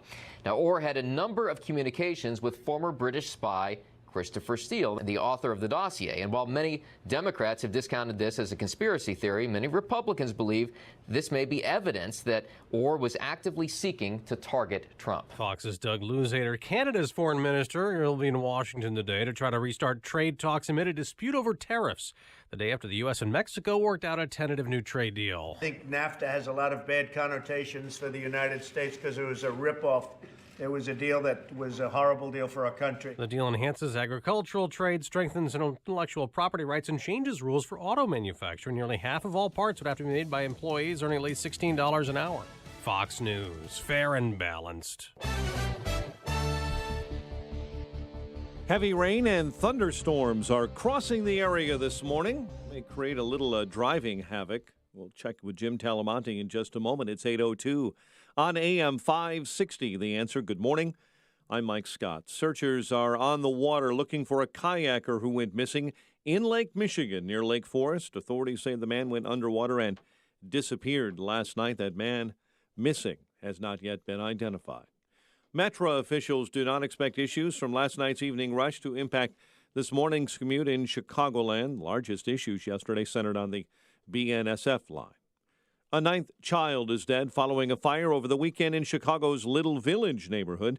The Cook County ME's office says Cesar Contreras died last night at Stroger Hospital. Meantime, investigators are still seeking a cause of Chicago's deadliest fire in well over a decade. They're looking for evidence of fireworks, cigarettes, or other smoking material. Authorities are investigating after a man and woman were found shot to death in Midlothian. Police say the discovery was made yesterday morning inside of an apartment near 147th and Homan. The American Civil Liberties Union and other organizations are challenging panhandling ordinances in 15 municipalities across the state. Letter demanding repeal of the ordinances are being delivered by the ACLU, the Chicago Coalition for the Homeless, and the National Law Center on Homelessness and Poverty today. White Sox beat the Yankees 6-2. Cubs 7-4 winners over the Mets. And at 8:03, it's time for the AM 560 Business Beat. From the Fox Business Network this morning, here's Jenny Casola. From the Fox Business Network, luxury jeweler Tiffany is reporting stronger than expected sales and earnings for its summer quarter. Tiffany says its overall sales increased 12%. Warehouse chain BJ's Wholesale is also reporting a strong quarter. Chief Executive Christopher Baldwin says the company is working to attract and retain members, get them shopping, and make it more convenient to shop at BJ's Wholesale. Best Buy is reporting upbeat business for the summer, though its forecast for the fall is weaker than investors were hoping. American Express Membership Rewards Program is now partnering with Aer Lingus. Amex points can be converted to the Avios plan. That's the loyalty program that includes Aer Lingus. The Dow Jones Industrials added 259 yesterday, the NASDAQ up 71, S&P up 22, both the NASDAQ and S&P in record territory. With the Fox Business Report, I'm Jenny Cosola. 8:04, a check of Traffic and weather on the way next on AM 560. Don't miss Freedom Summit 2018, coming to the Chicago West and Northwest in Itasca on Saturday, October 27th. This year, featuring headline speakers, former Milwaukee County Sheriff David Clark and James O'Keefe from Project Veritas. Also appearing, AM 560's Mike Gallagher, Dan Proft, Amy Jacobson, and Joe Walsh. Get your tickets today at freedomsummitchicago.com. That's freedomsummitchicago.com. Sponsored in part by Precision Payroll of America, Automated Systems Incorporated, and by Joe Cotton Ford in Carroll Stream. If you did not purchase health insurance coverage during the 2017 open enrollment, I can help you purchase a PPO health insurance plan at any time during the year. This is Tom Marabali, your health insurance advocate and independent producer for Blue Cross Blue Shield of Illinois and other health insurance carriers. If you are between the ages of 19 and 64, you are automatically paying for maternity coverage whether you want the coverage or not. If you are a non-smoking 50-year-old male or female living in the city of Chicago, the monthly premium rate for a 100% tax-deductible health savings account PPO plan would be $590 per month. But I can show you how to eliminate the mandatory maternity benefit and lower your monthly premiums down to approximately $240 per month. To see if you qualify or for more information, call me, Tom Marabali, at 630-863-3477. That's 630-863-3477. Building owners and managers. Now is the perfect time of year for a service and maintenance agreement with Waukegan Roofing. Since 1914, Waukegan Roofing has been installing and maintaining roofs you can rely on for all of Chicagoland.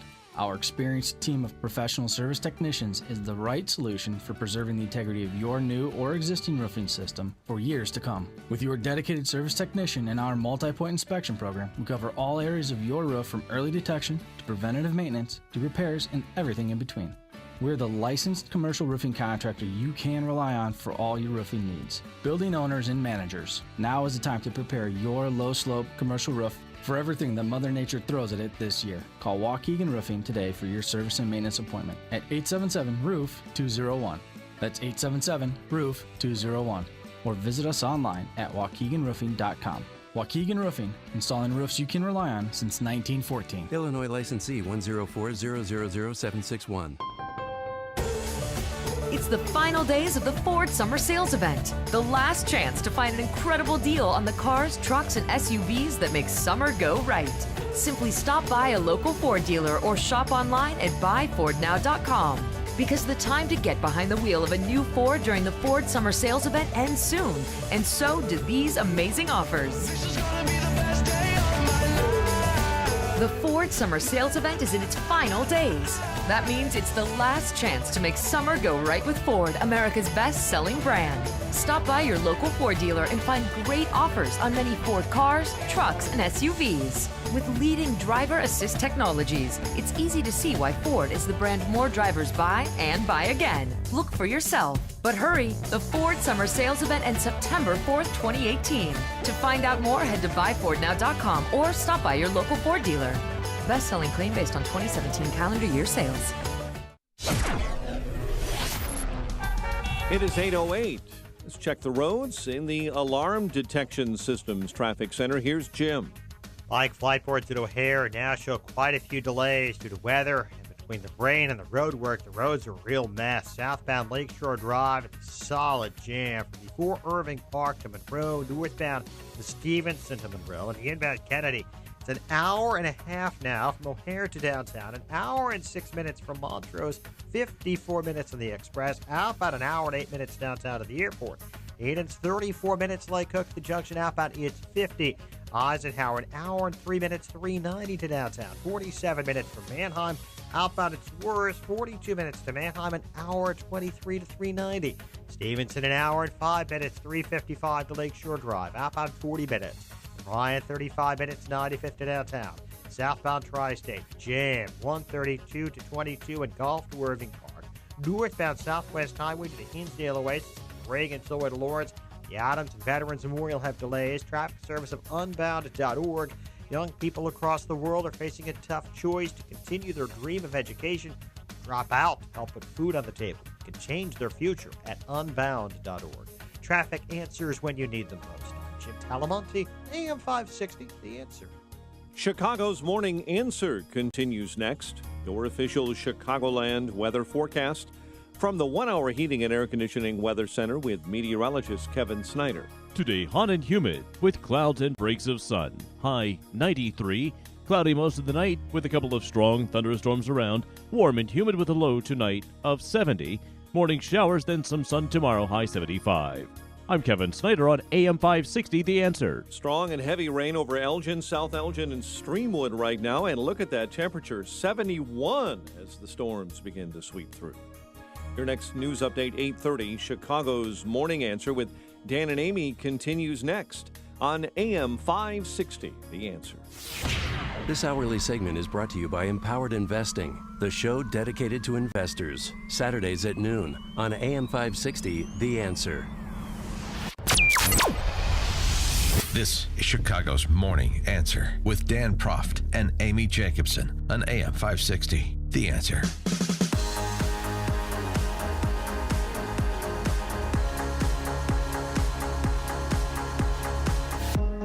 Top of the morning, Dan and Amy and Tiger Woods. Tiger Woods taken to task for not succumbing to the temptation to take on Trump. Oh yeah, he was Pretty good alliteration confronted there, after right he. there. Oh yeah, he was confronted at the PGA. Sunday after he played 72 holes. The man was hungry. Man's got to eat. But while he was, leaving the course, they asked him questions about his relationship with Trump. And do you want to play the reporter or do you want to play Tiger?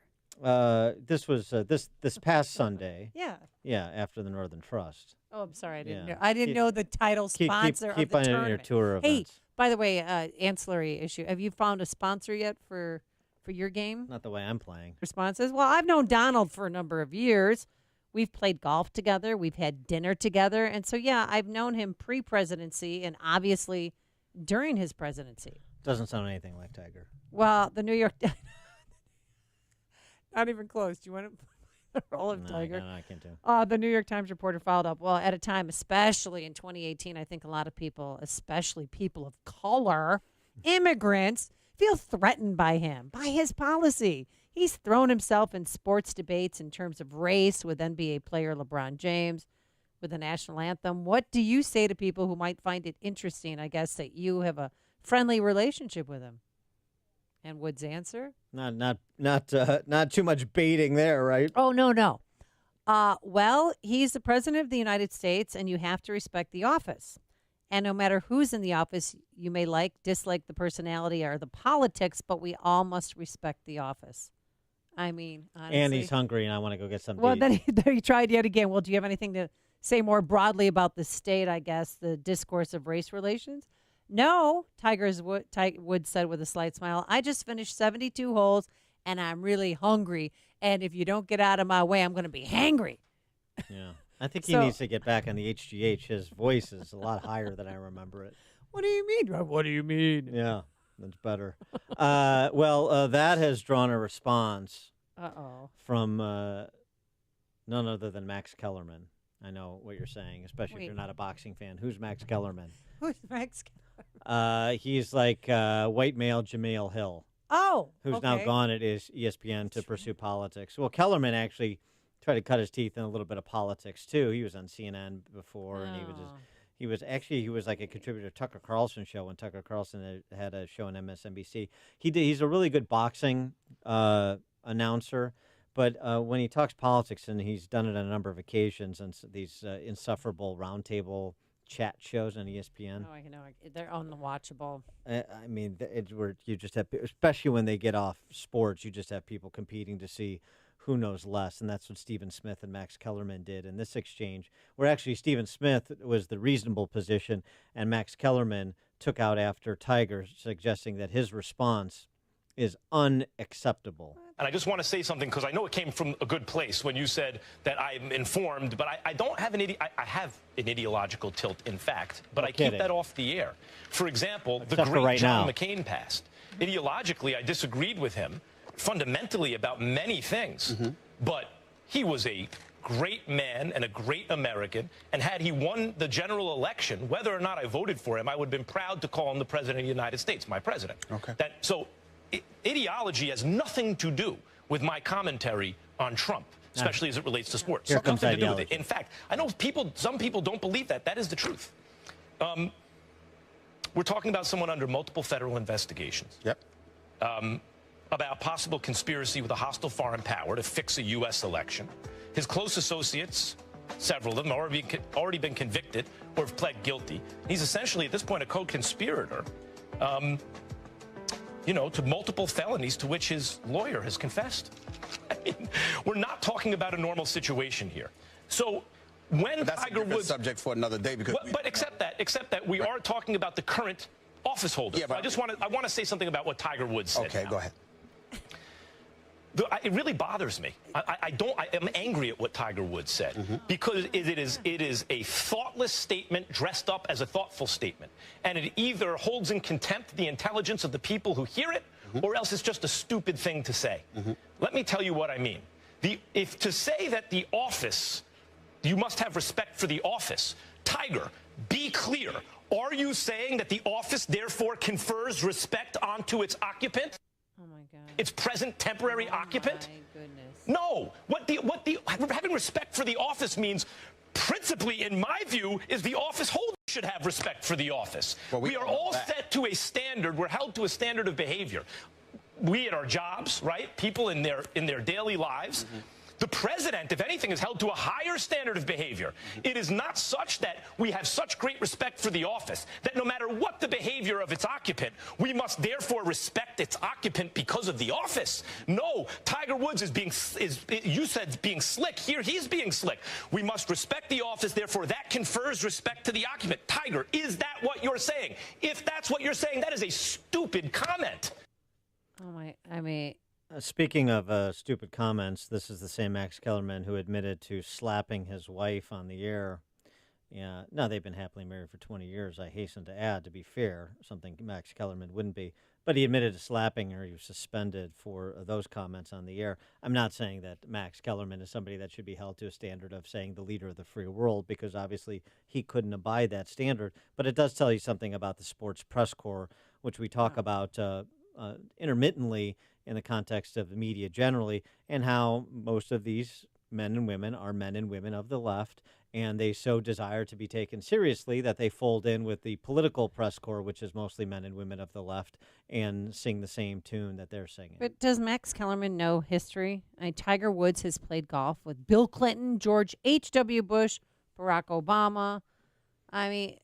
The idea of dissecting Tiger Woods' effort to just get out of the conversation. Essentially, he was a gracious way for Tiger to get out of it without saying, look, I'm not going to take your bait, just leave me the frack alone. He could have gone that route. Instead, he just said, made an overture to respecting the office and just basically said, look, I don't want to get involved in politics. Right. Tiger, for the most part, I can't recall where he has been particularly partisan or political. He wants to stay away. Mind over Tiger's unwillingness to pile on and offer some cheap, like Kathy Griffin, Jameel Hill, Max Kellerman commentary on Trump.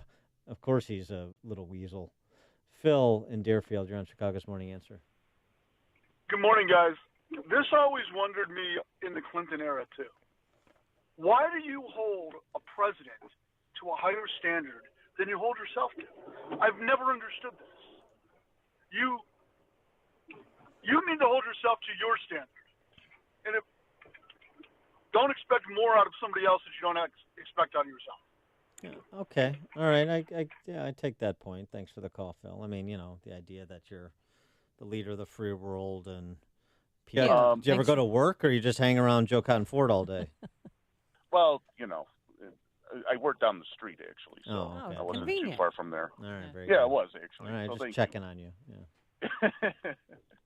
Actually, during Max Kellerman's nonsensical drivel, it was funny to hear him try to keep that broadcast voice up. I don't know if he knows he struggled quite a bit. And he was just like, I can't, you sounded like Mike, the guy after you. I'm sorry, I forgot his name. Gallagher. Mike Gallagher. You sound like Mike Gallagher struggling. Oh, all right. Thanks for the call, James. Yeah, I mean, well, Kellerman, he had to kind of whip up the moral indignation, right? And you could hear him getting more and more. Yeah. Mark in Des Plaines. Good morning, you guys. Amy, it's so refreshing to have you back. Well, that's nice. Thank you. Yeah, I mean that sincerely. But I'll tell you, this is a very good point that we're on right now in this discussion. We should never venerate human beings as if they were deity. They are not. They are fallible. We are all fallible. We should, hope that they'll set a good example. And Trump's former life, it really wasn't that great of an example, but what he's doing in office, what he's actually doing is right and correct and for the entrepreneur and for the common man and the common good, okay? So that's really significant. Let's not set these people up on pedestals. And that goes for the Pope and anyone else. All right, thanks for the call, Mark. With some exceptions, right? Your Pete Maraviches, your Michael Jordans. Yeah. These are deities. These were gods on earth. Small g, of course. I want you to kill every golfer on the course. Check me if I'm wrong, Sandy, but if I kill all the golfers, they're going to lock me up and throw away the key. Golfers! They're great kid, not golfers. The little brown furry rodents. We can do that. Aye. We don't even have to have a reason.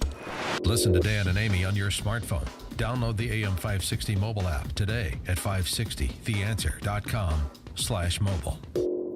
With the hot summer months here, it's a good thing to know that you can get window treatments the Select Blinds way that will keep your home nice and cool, keep the chill in, the heat out.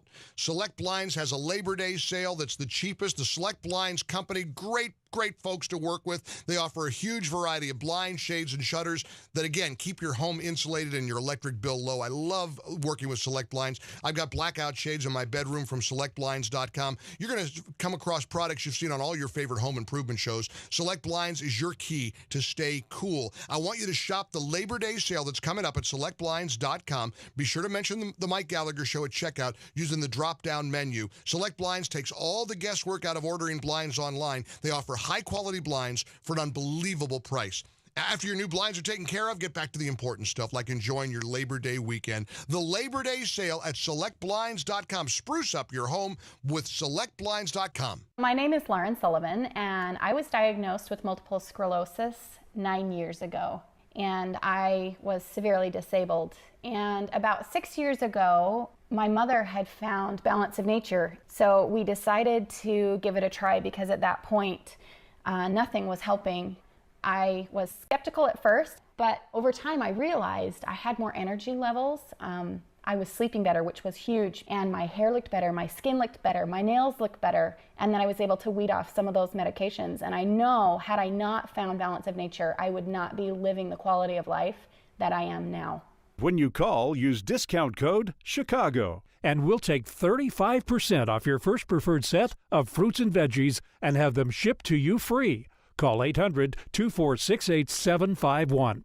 That's 1-800-246-8751, or go online to balanceofnature.com and use discount code CHICAGO. The following is not an actor, but a real-life story from Trinity Debt Management. It's probably been about 10 years ago. I had quite a few credit cards. The interest on the cards was really high. I was making the minimum payments, but barely. And it was just getting to be too much, so I called Trinity. If you're in debt and you need help, call Trinity at 1-800-990-6976 to talk to a certified counselor. They met with me, and they were able to get all of my credit cards in one lower payment. Trinity will consolidate your accounts into one easy-to-manage monthly payment, put a stop to late fees and over-limit charges, reduce your interest, and possibly improve your credit score. You'll save thousands. They did help me learn how to manage my money. Now, we have a house, and we're doing a lot better. If your debt has you down, call Trinity at 1-800-990-6976. My name is Holly, and I am debt-free for keeps. 1-800-990-6976. 800-6976. This is Dan Proft with 60 Seconds of Sanity for Upstream-Ideas.com. It's that time of year again. Politicians on your TV screen and in your mailbox inundating you with promises they don't intend to keep, while under the influence of their misplaced faith and magical words, the kids head back to college to accrue debt they'll finance into their 40s. Comrade Bernie and the Socialists have re-released their siren song of tuition-free college. They'll make college debt disappear much like Bernie's dutiful wife Jane made an entire college disappear. Of course, that debt will reappear in the form of increased government taking from you to finance schools your children didn't attend and pensions you won't receive. The Socialists are offering a free lunch with you on the menu. Make your own lunch. Not only should you send your kid to a school that promotes free markets, you should apply the fundamental tenet to the financing: work. One way is through income share agreements like Purdue University's Back a Boiler program, where a student's education is paid for up front and paid back through an agreed-upon percentage of his postgraduate income over a defined term. This aligns the interests and responsibilities of both the student and university. Both want the students to get good-paying jobs at companies or in sectors with upward mobility. Let's make financing a college education a teachable moment for the students and the politicians. Does your dog itch, scratch, stink, or shed like crazy?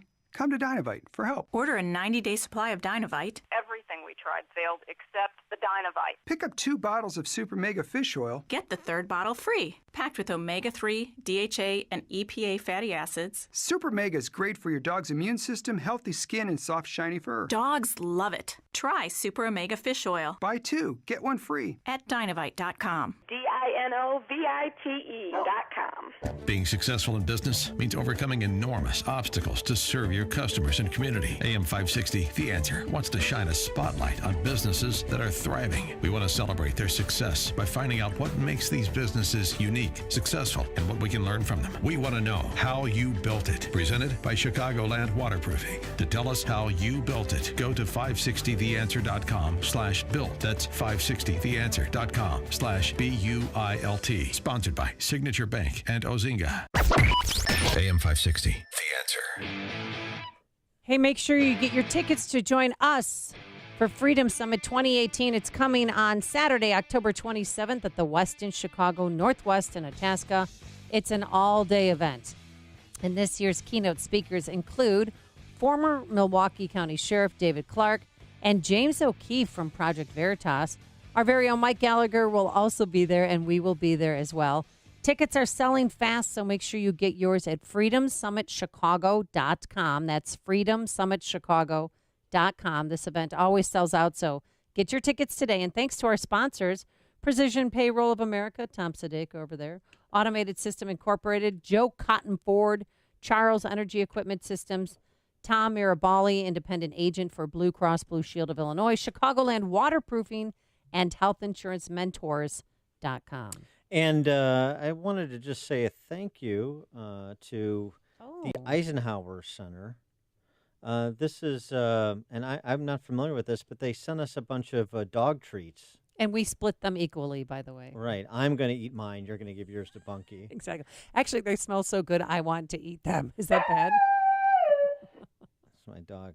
Probably upsetting the neighbors. Yeah, because somebody's walking to the elevator. He does listen to the show, Hayek. That's good. You know what? That's probably soothing for him if you put the AM 560 on. He critiques me when I get home because I'm insane and I hear him talking to me. The Eisenhower Center is actually in up in Milwaukee. Eisenhower Center partnering with businesses, manufacturers in Milwaukee to provide vocational training and jobs for people with disabilities. And so they've got profiles on the people who make these dog treats that they then sell. And this is great. I'm a part of a nonprofit. I'm the board of a nonprofit that serves people with disabilities and tries to fully integrate them as much as possible in the community, including getting jobs. Seguin Services out in Cicero does the same thing. There's so many good organizations, and they sent us. This is a great concept, though, for people with disabilities. So they're involved in like the packaging and and they put the pictures together of everyone. So this says Meet Phyllis, focused, driven to succeed. So you see the person who actually made the dog treats. Yeah, they make the dog treats too. Right, but they put their pictures on the package, which I think is awesome. Yeah. Ike Bites. Kudos to them. Ike Bites dog treats is what they're called. Nice marketing campaign, too. Ike Bites. I love it. So I can't wait to split these with Hayek when I get home. Baked from scratch, no additives or preservatives, so we can eat them if we get hungry. IkeBitesDogTreats.com.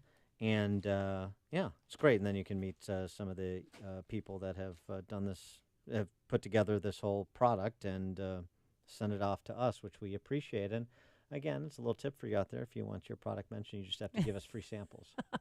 Coming up on Chicago's Morning Answer, it is primary day in Florida, Oklahoma, and Arizona. But first, let's get into the newsroom. Here is Mike Scott. 71 degrees, heavy rain showers falling across the area. Police in Lima, Ohio believe 4 missing children between ages of 8 and 13 are in danger. They're alerting states in the Midwest all the way to Florida to be on the lookout for the 4 children. Police say Marianne Merritt, who is the children's mother, took the children, does not have custodial rights. Senator Lindsey Graham says Senator John McCain felt he had not been cheated by life. The South Carolina Republican opening up about his final conversations with the Arizona senator.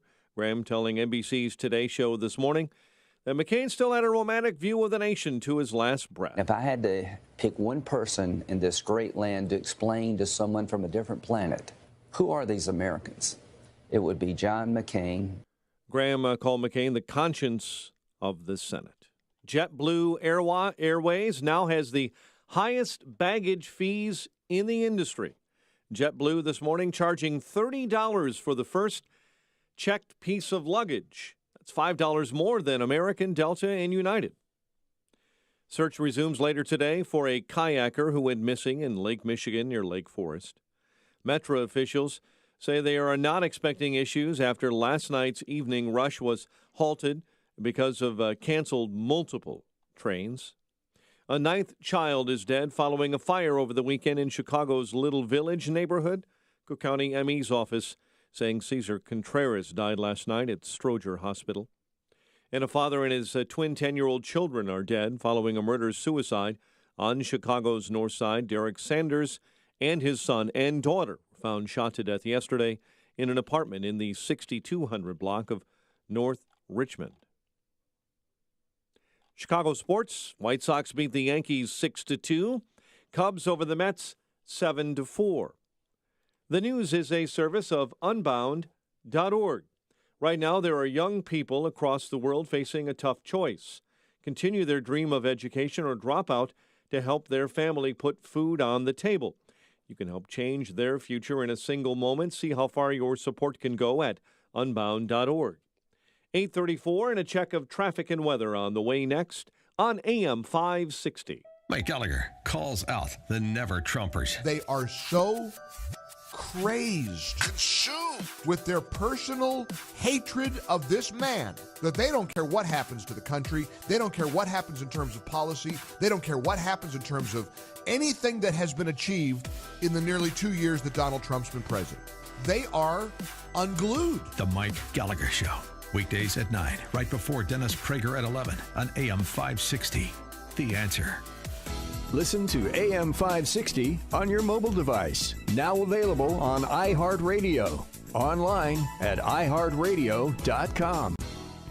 Wow, we've been doing a lot of roofs. And we're ready to do yours. This is Mark Olson. And Greg Olson from Crumweedy. Okay, say it. If your roof is needy, call Crumweedy. Remember that when you need repair or when you need a new roof. It's so important to choose your roofing company wisely. Here's our pitch. Installation. It's the ball game. We follow the manufacturer's specifications, so your warranty is totally intact. Most roofing companies don't do that. When we give you a quote, we give you good, better, and best options. You decide. And we're not going anywhere. We're a third-generation family business. 65 years of doing great roofs. We run the company on good, conservative values. For any roofing problem or need, call your roofing guys, Crumweedy. Do we have any special offers? Sure.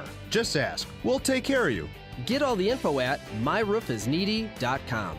When your roof is needy, call Crumweedy. 630-595-8020. 630-595-8020.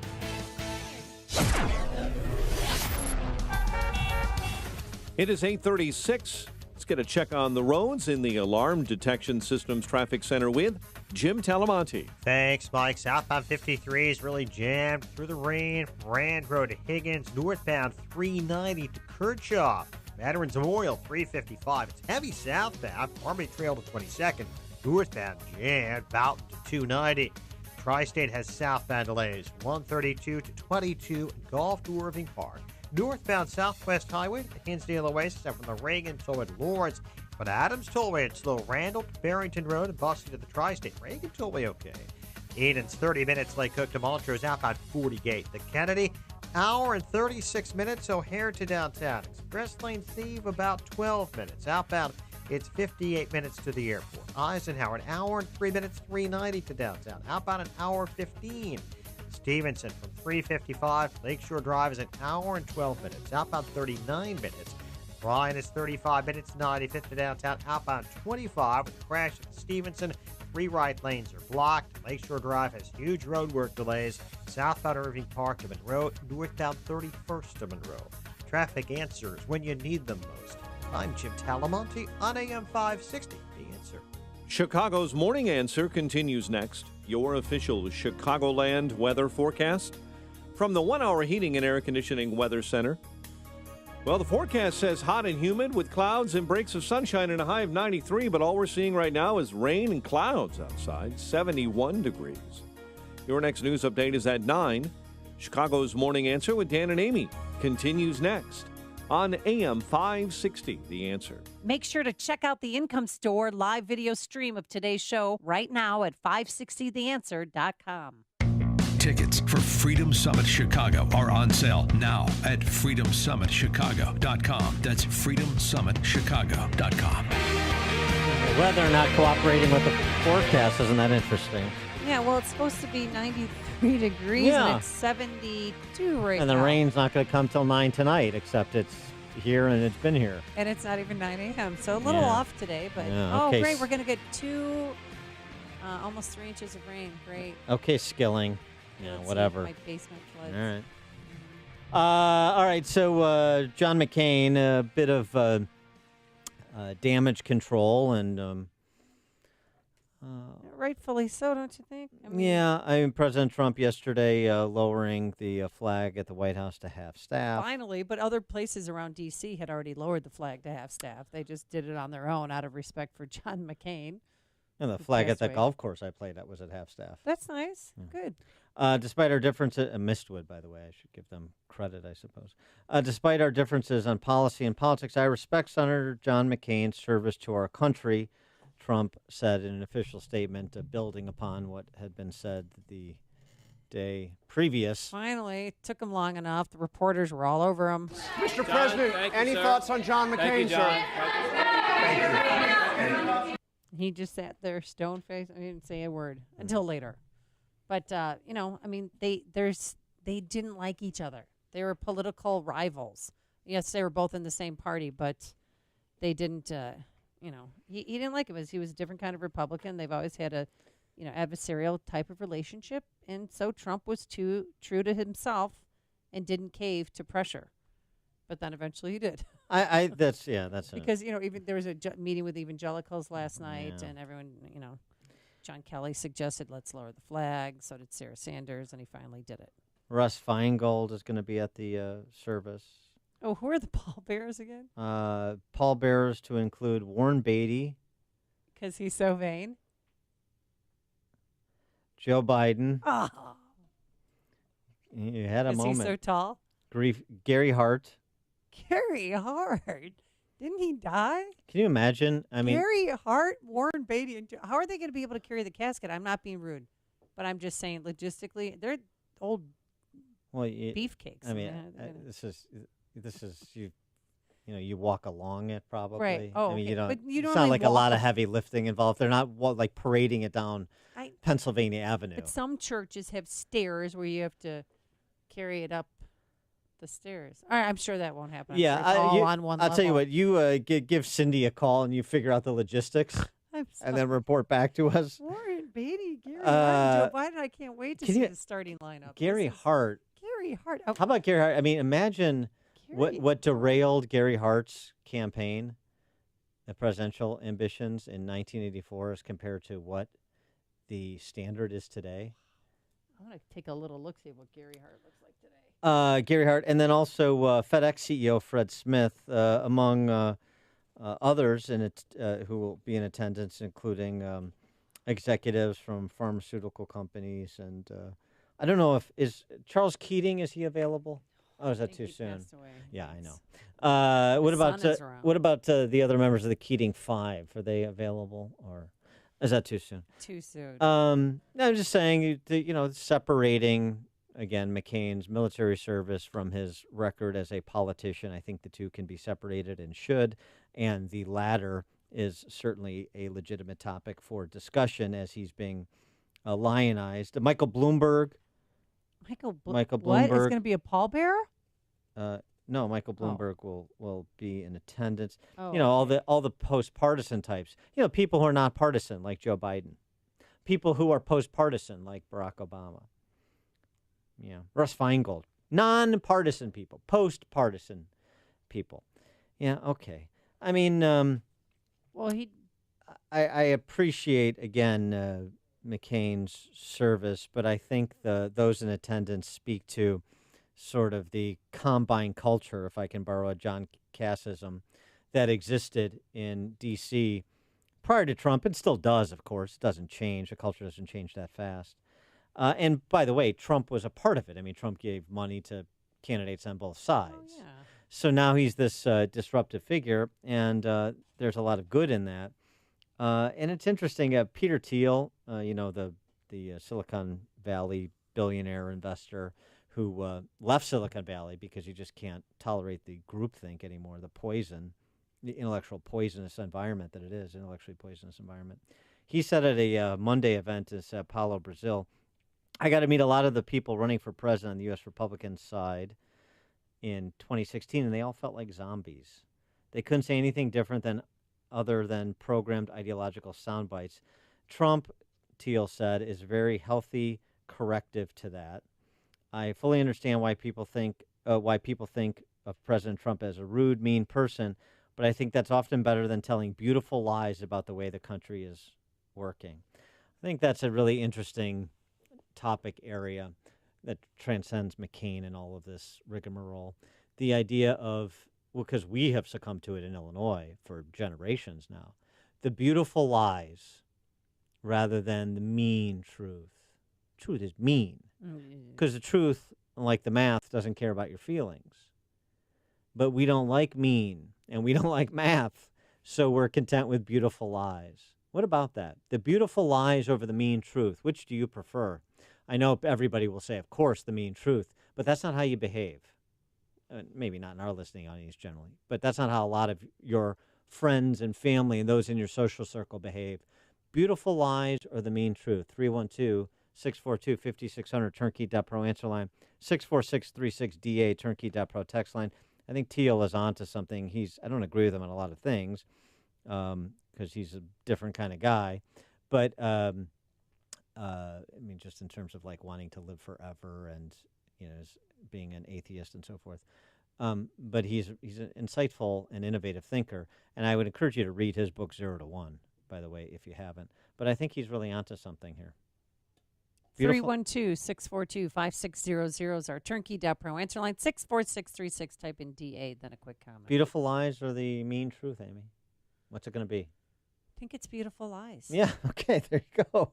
I appreciate That's the name of my junior high band. I appreciate it, yeah. Beautiful Lies. That was a Glass Tiger cover band, wasn't it? Yeah, exactly. Chip in St. Charles. The Beautiful Truth. Hey, I just wanted to say that it seems like all the people that are going to be showing up to haul his casket and be in his funeral are John McCain's peers, which is the Washington swamp, and that's a big part of what he was. Well, he was bipartisan champion. That's what they, Thanks to the he call, was Chip. okay with that. He was okay being the maverick. Well, is it different? Is going against the grain, rocking the boat? Is it really different though? The whole point is that the combine, like being a part of the combine, is not being different; it's being the same.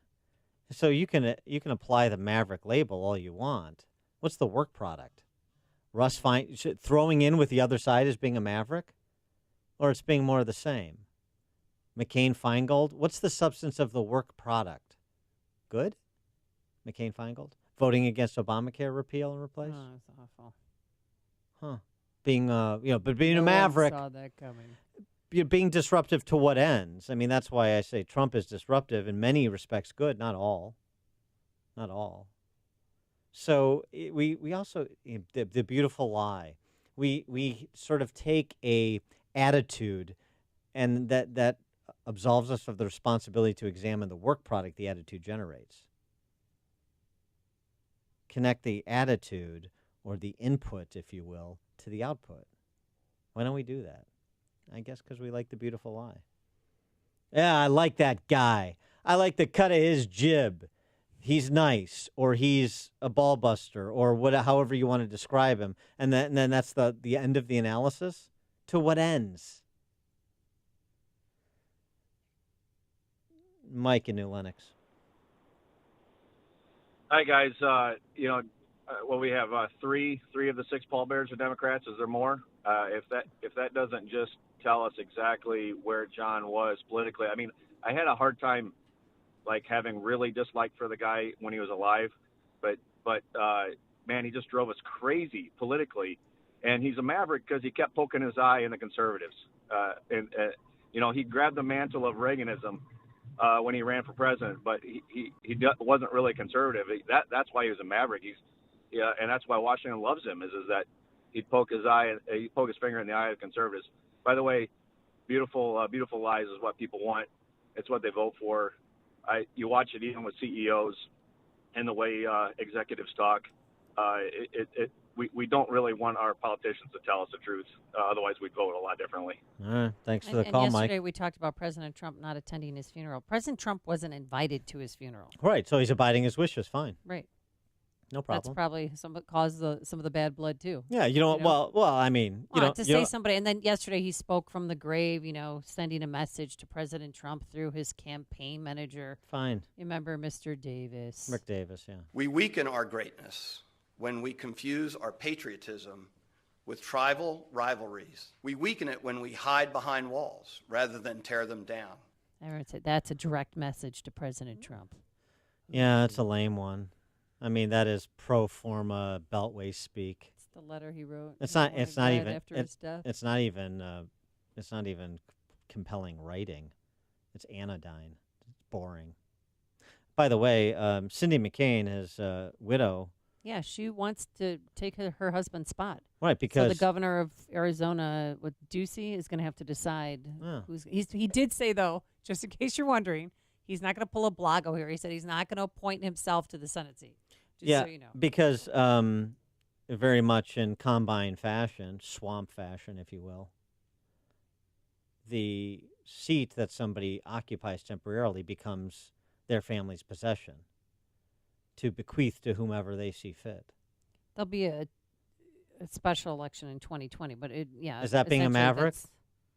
Is that being anti-ruling class, or is that being part of the ruling class? We'll see what happens in the primaries today. If Martha McSally doesn't win the Republican primary for the U.S. Senate seat, I think she would appoint her. Well, she's going to win. But she'll win. But so what? That's not the question. The question is the desire. Is that being part of the ruling class, or is that being a maverick? What Missouri senator died in his Carnahan. Wife? Carnahan, yeah. Part of the ruling class or maverick? Mike in Uptown. Yeah. Since when did you people start praising Vietnam veterans? Now John McCain's dead, so he's a big hero. For 50 years, all you people been doing is savaging Vietnam veterans. Who's you people? Rapist, not on murderer, not baby on this killer, show. junkie, and war criminal. Who's you people? That's all you say about Vietnam. Who is you the people? Whole media Who is you has people, savaged Mike? Vietnam soldiers for 50 years. Yeah, well, you're wrong, now Mike. Old. Mike, he's a big hero. He's a big hero. Mike, you're wrong. You're on the wrong station. Go find No, one. I'm not. Go find any other station, Mike. You clown. Is he the one that left you the voicemail? Probably. Open up your ears, dingbat. Well, nothing. Well, if he served, I thank him for his service. But yes, I think he might be listening to the wrong station. And here's the point. Ridicule Vietnam veterans. Never happened. We respect John McCain for his service. How many times do you have to say it on this show? For people open up their ears. I'm not going to tolerate it. I'm not going to tolerate slander when the evidence is so overwhelming. Here's the thing about service to the country, and this goes for John McCain. It's a perfect segue. Your military service, his military service, is beyond reproach, and thankful for it and respect it. That is not a that does not immunize you from everything else you do in your life. So spare me the moralizing, especially when it's misdirected. Tom in Deer Park. Well, on a lighter note,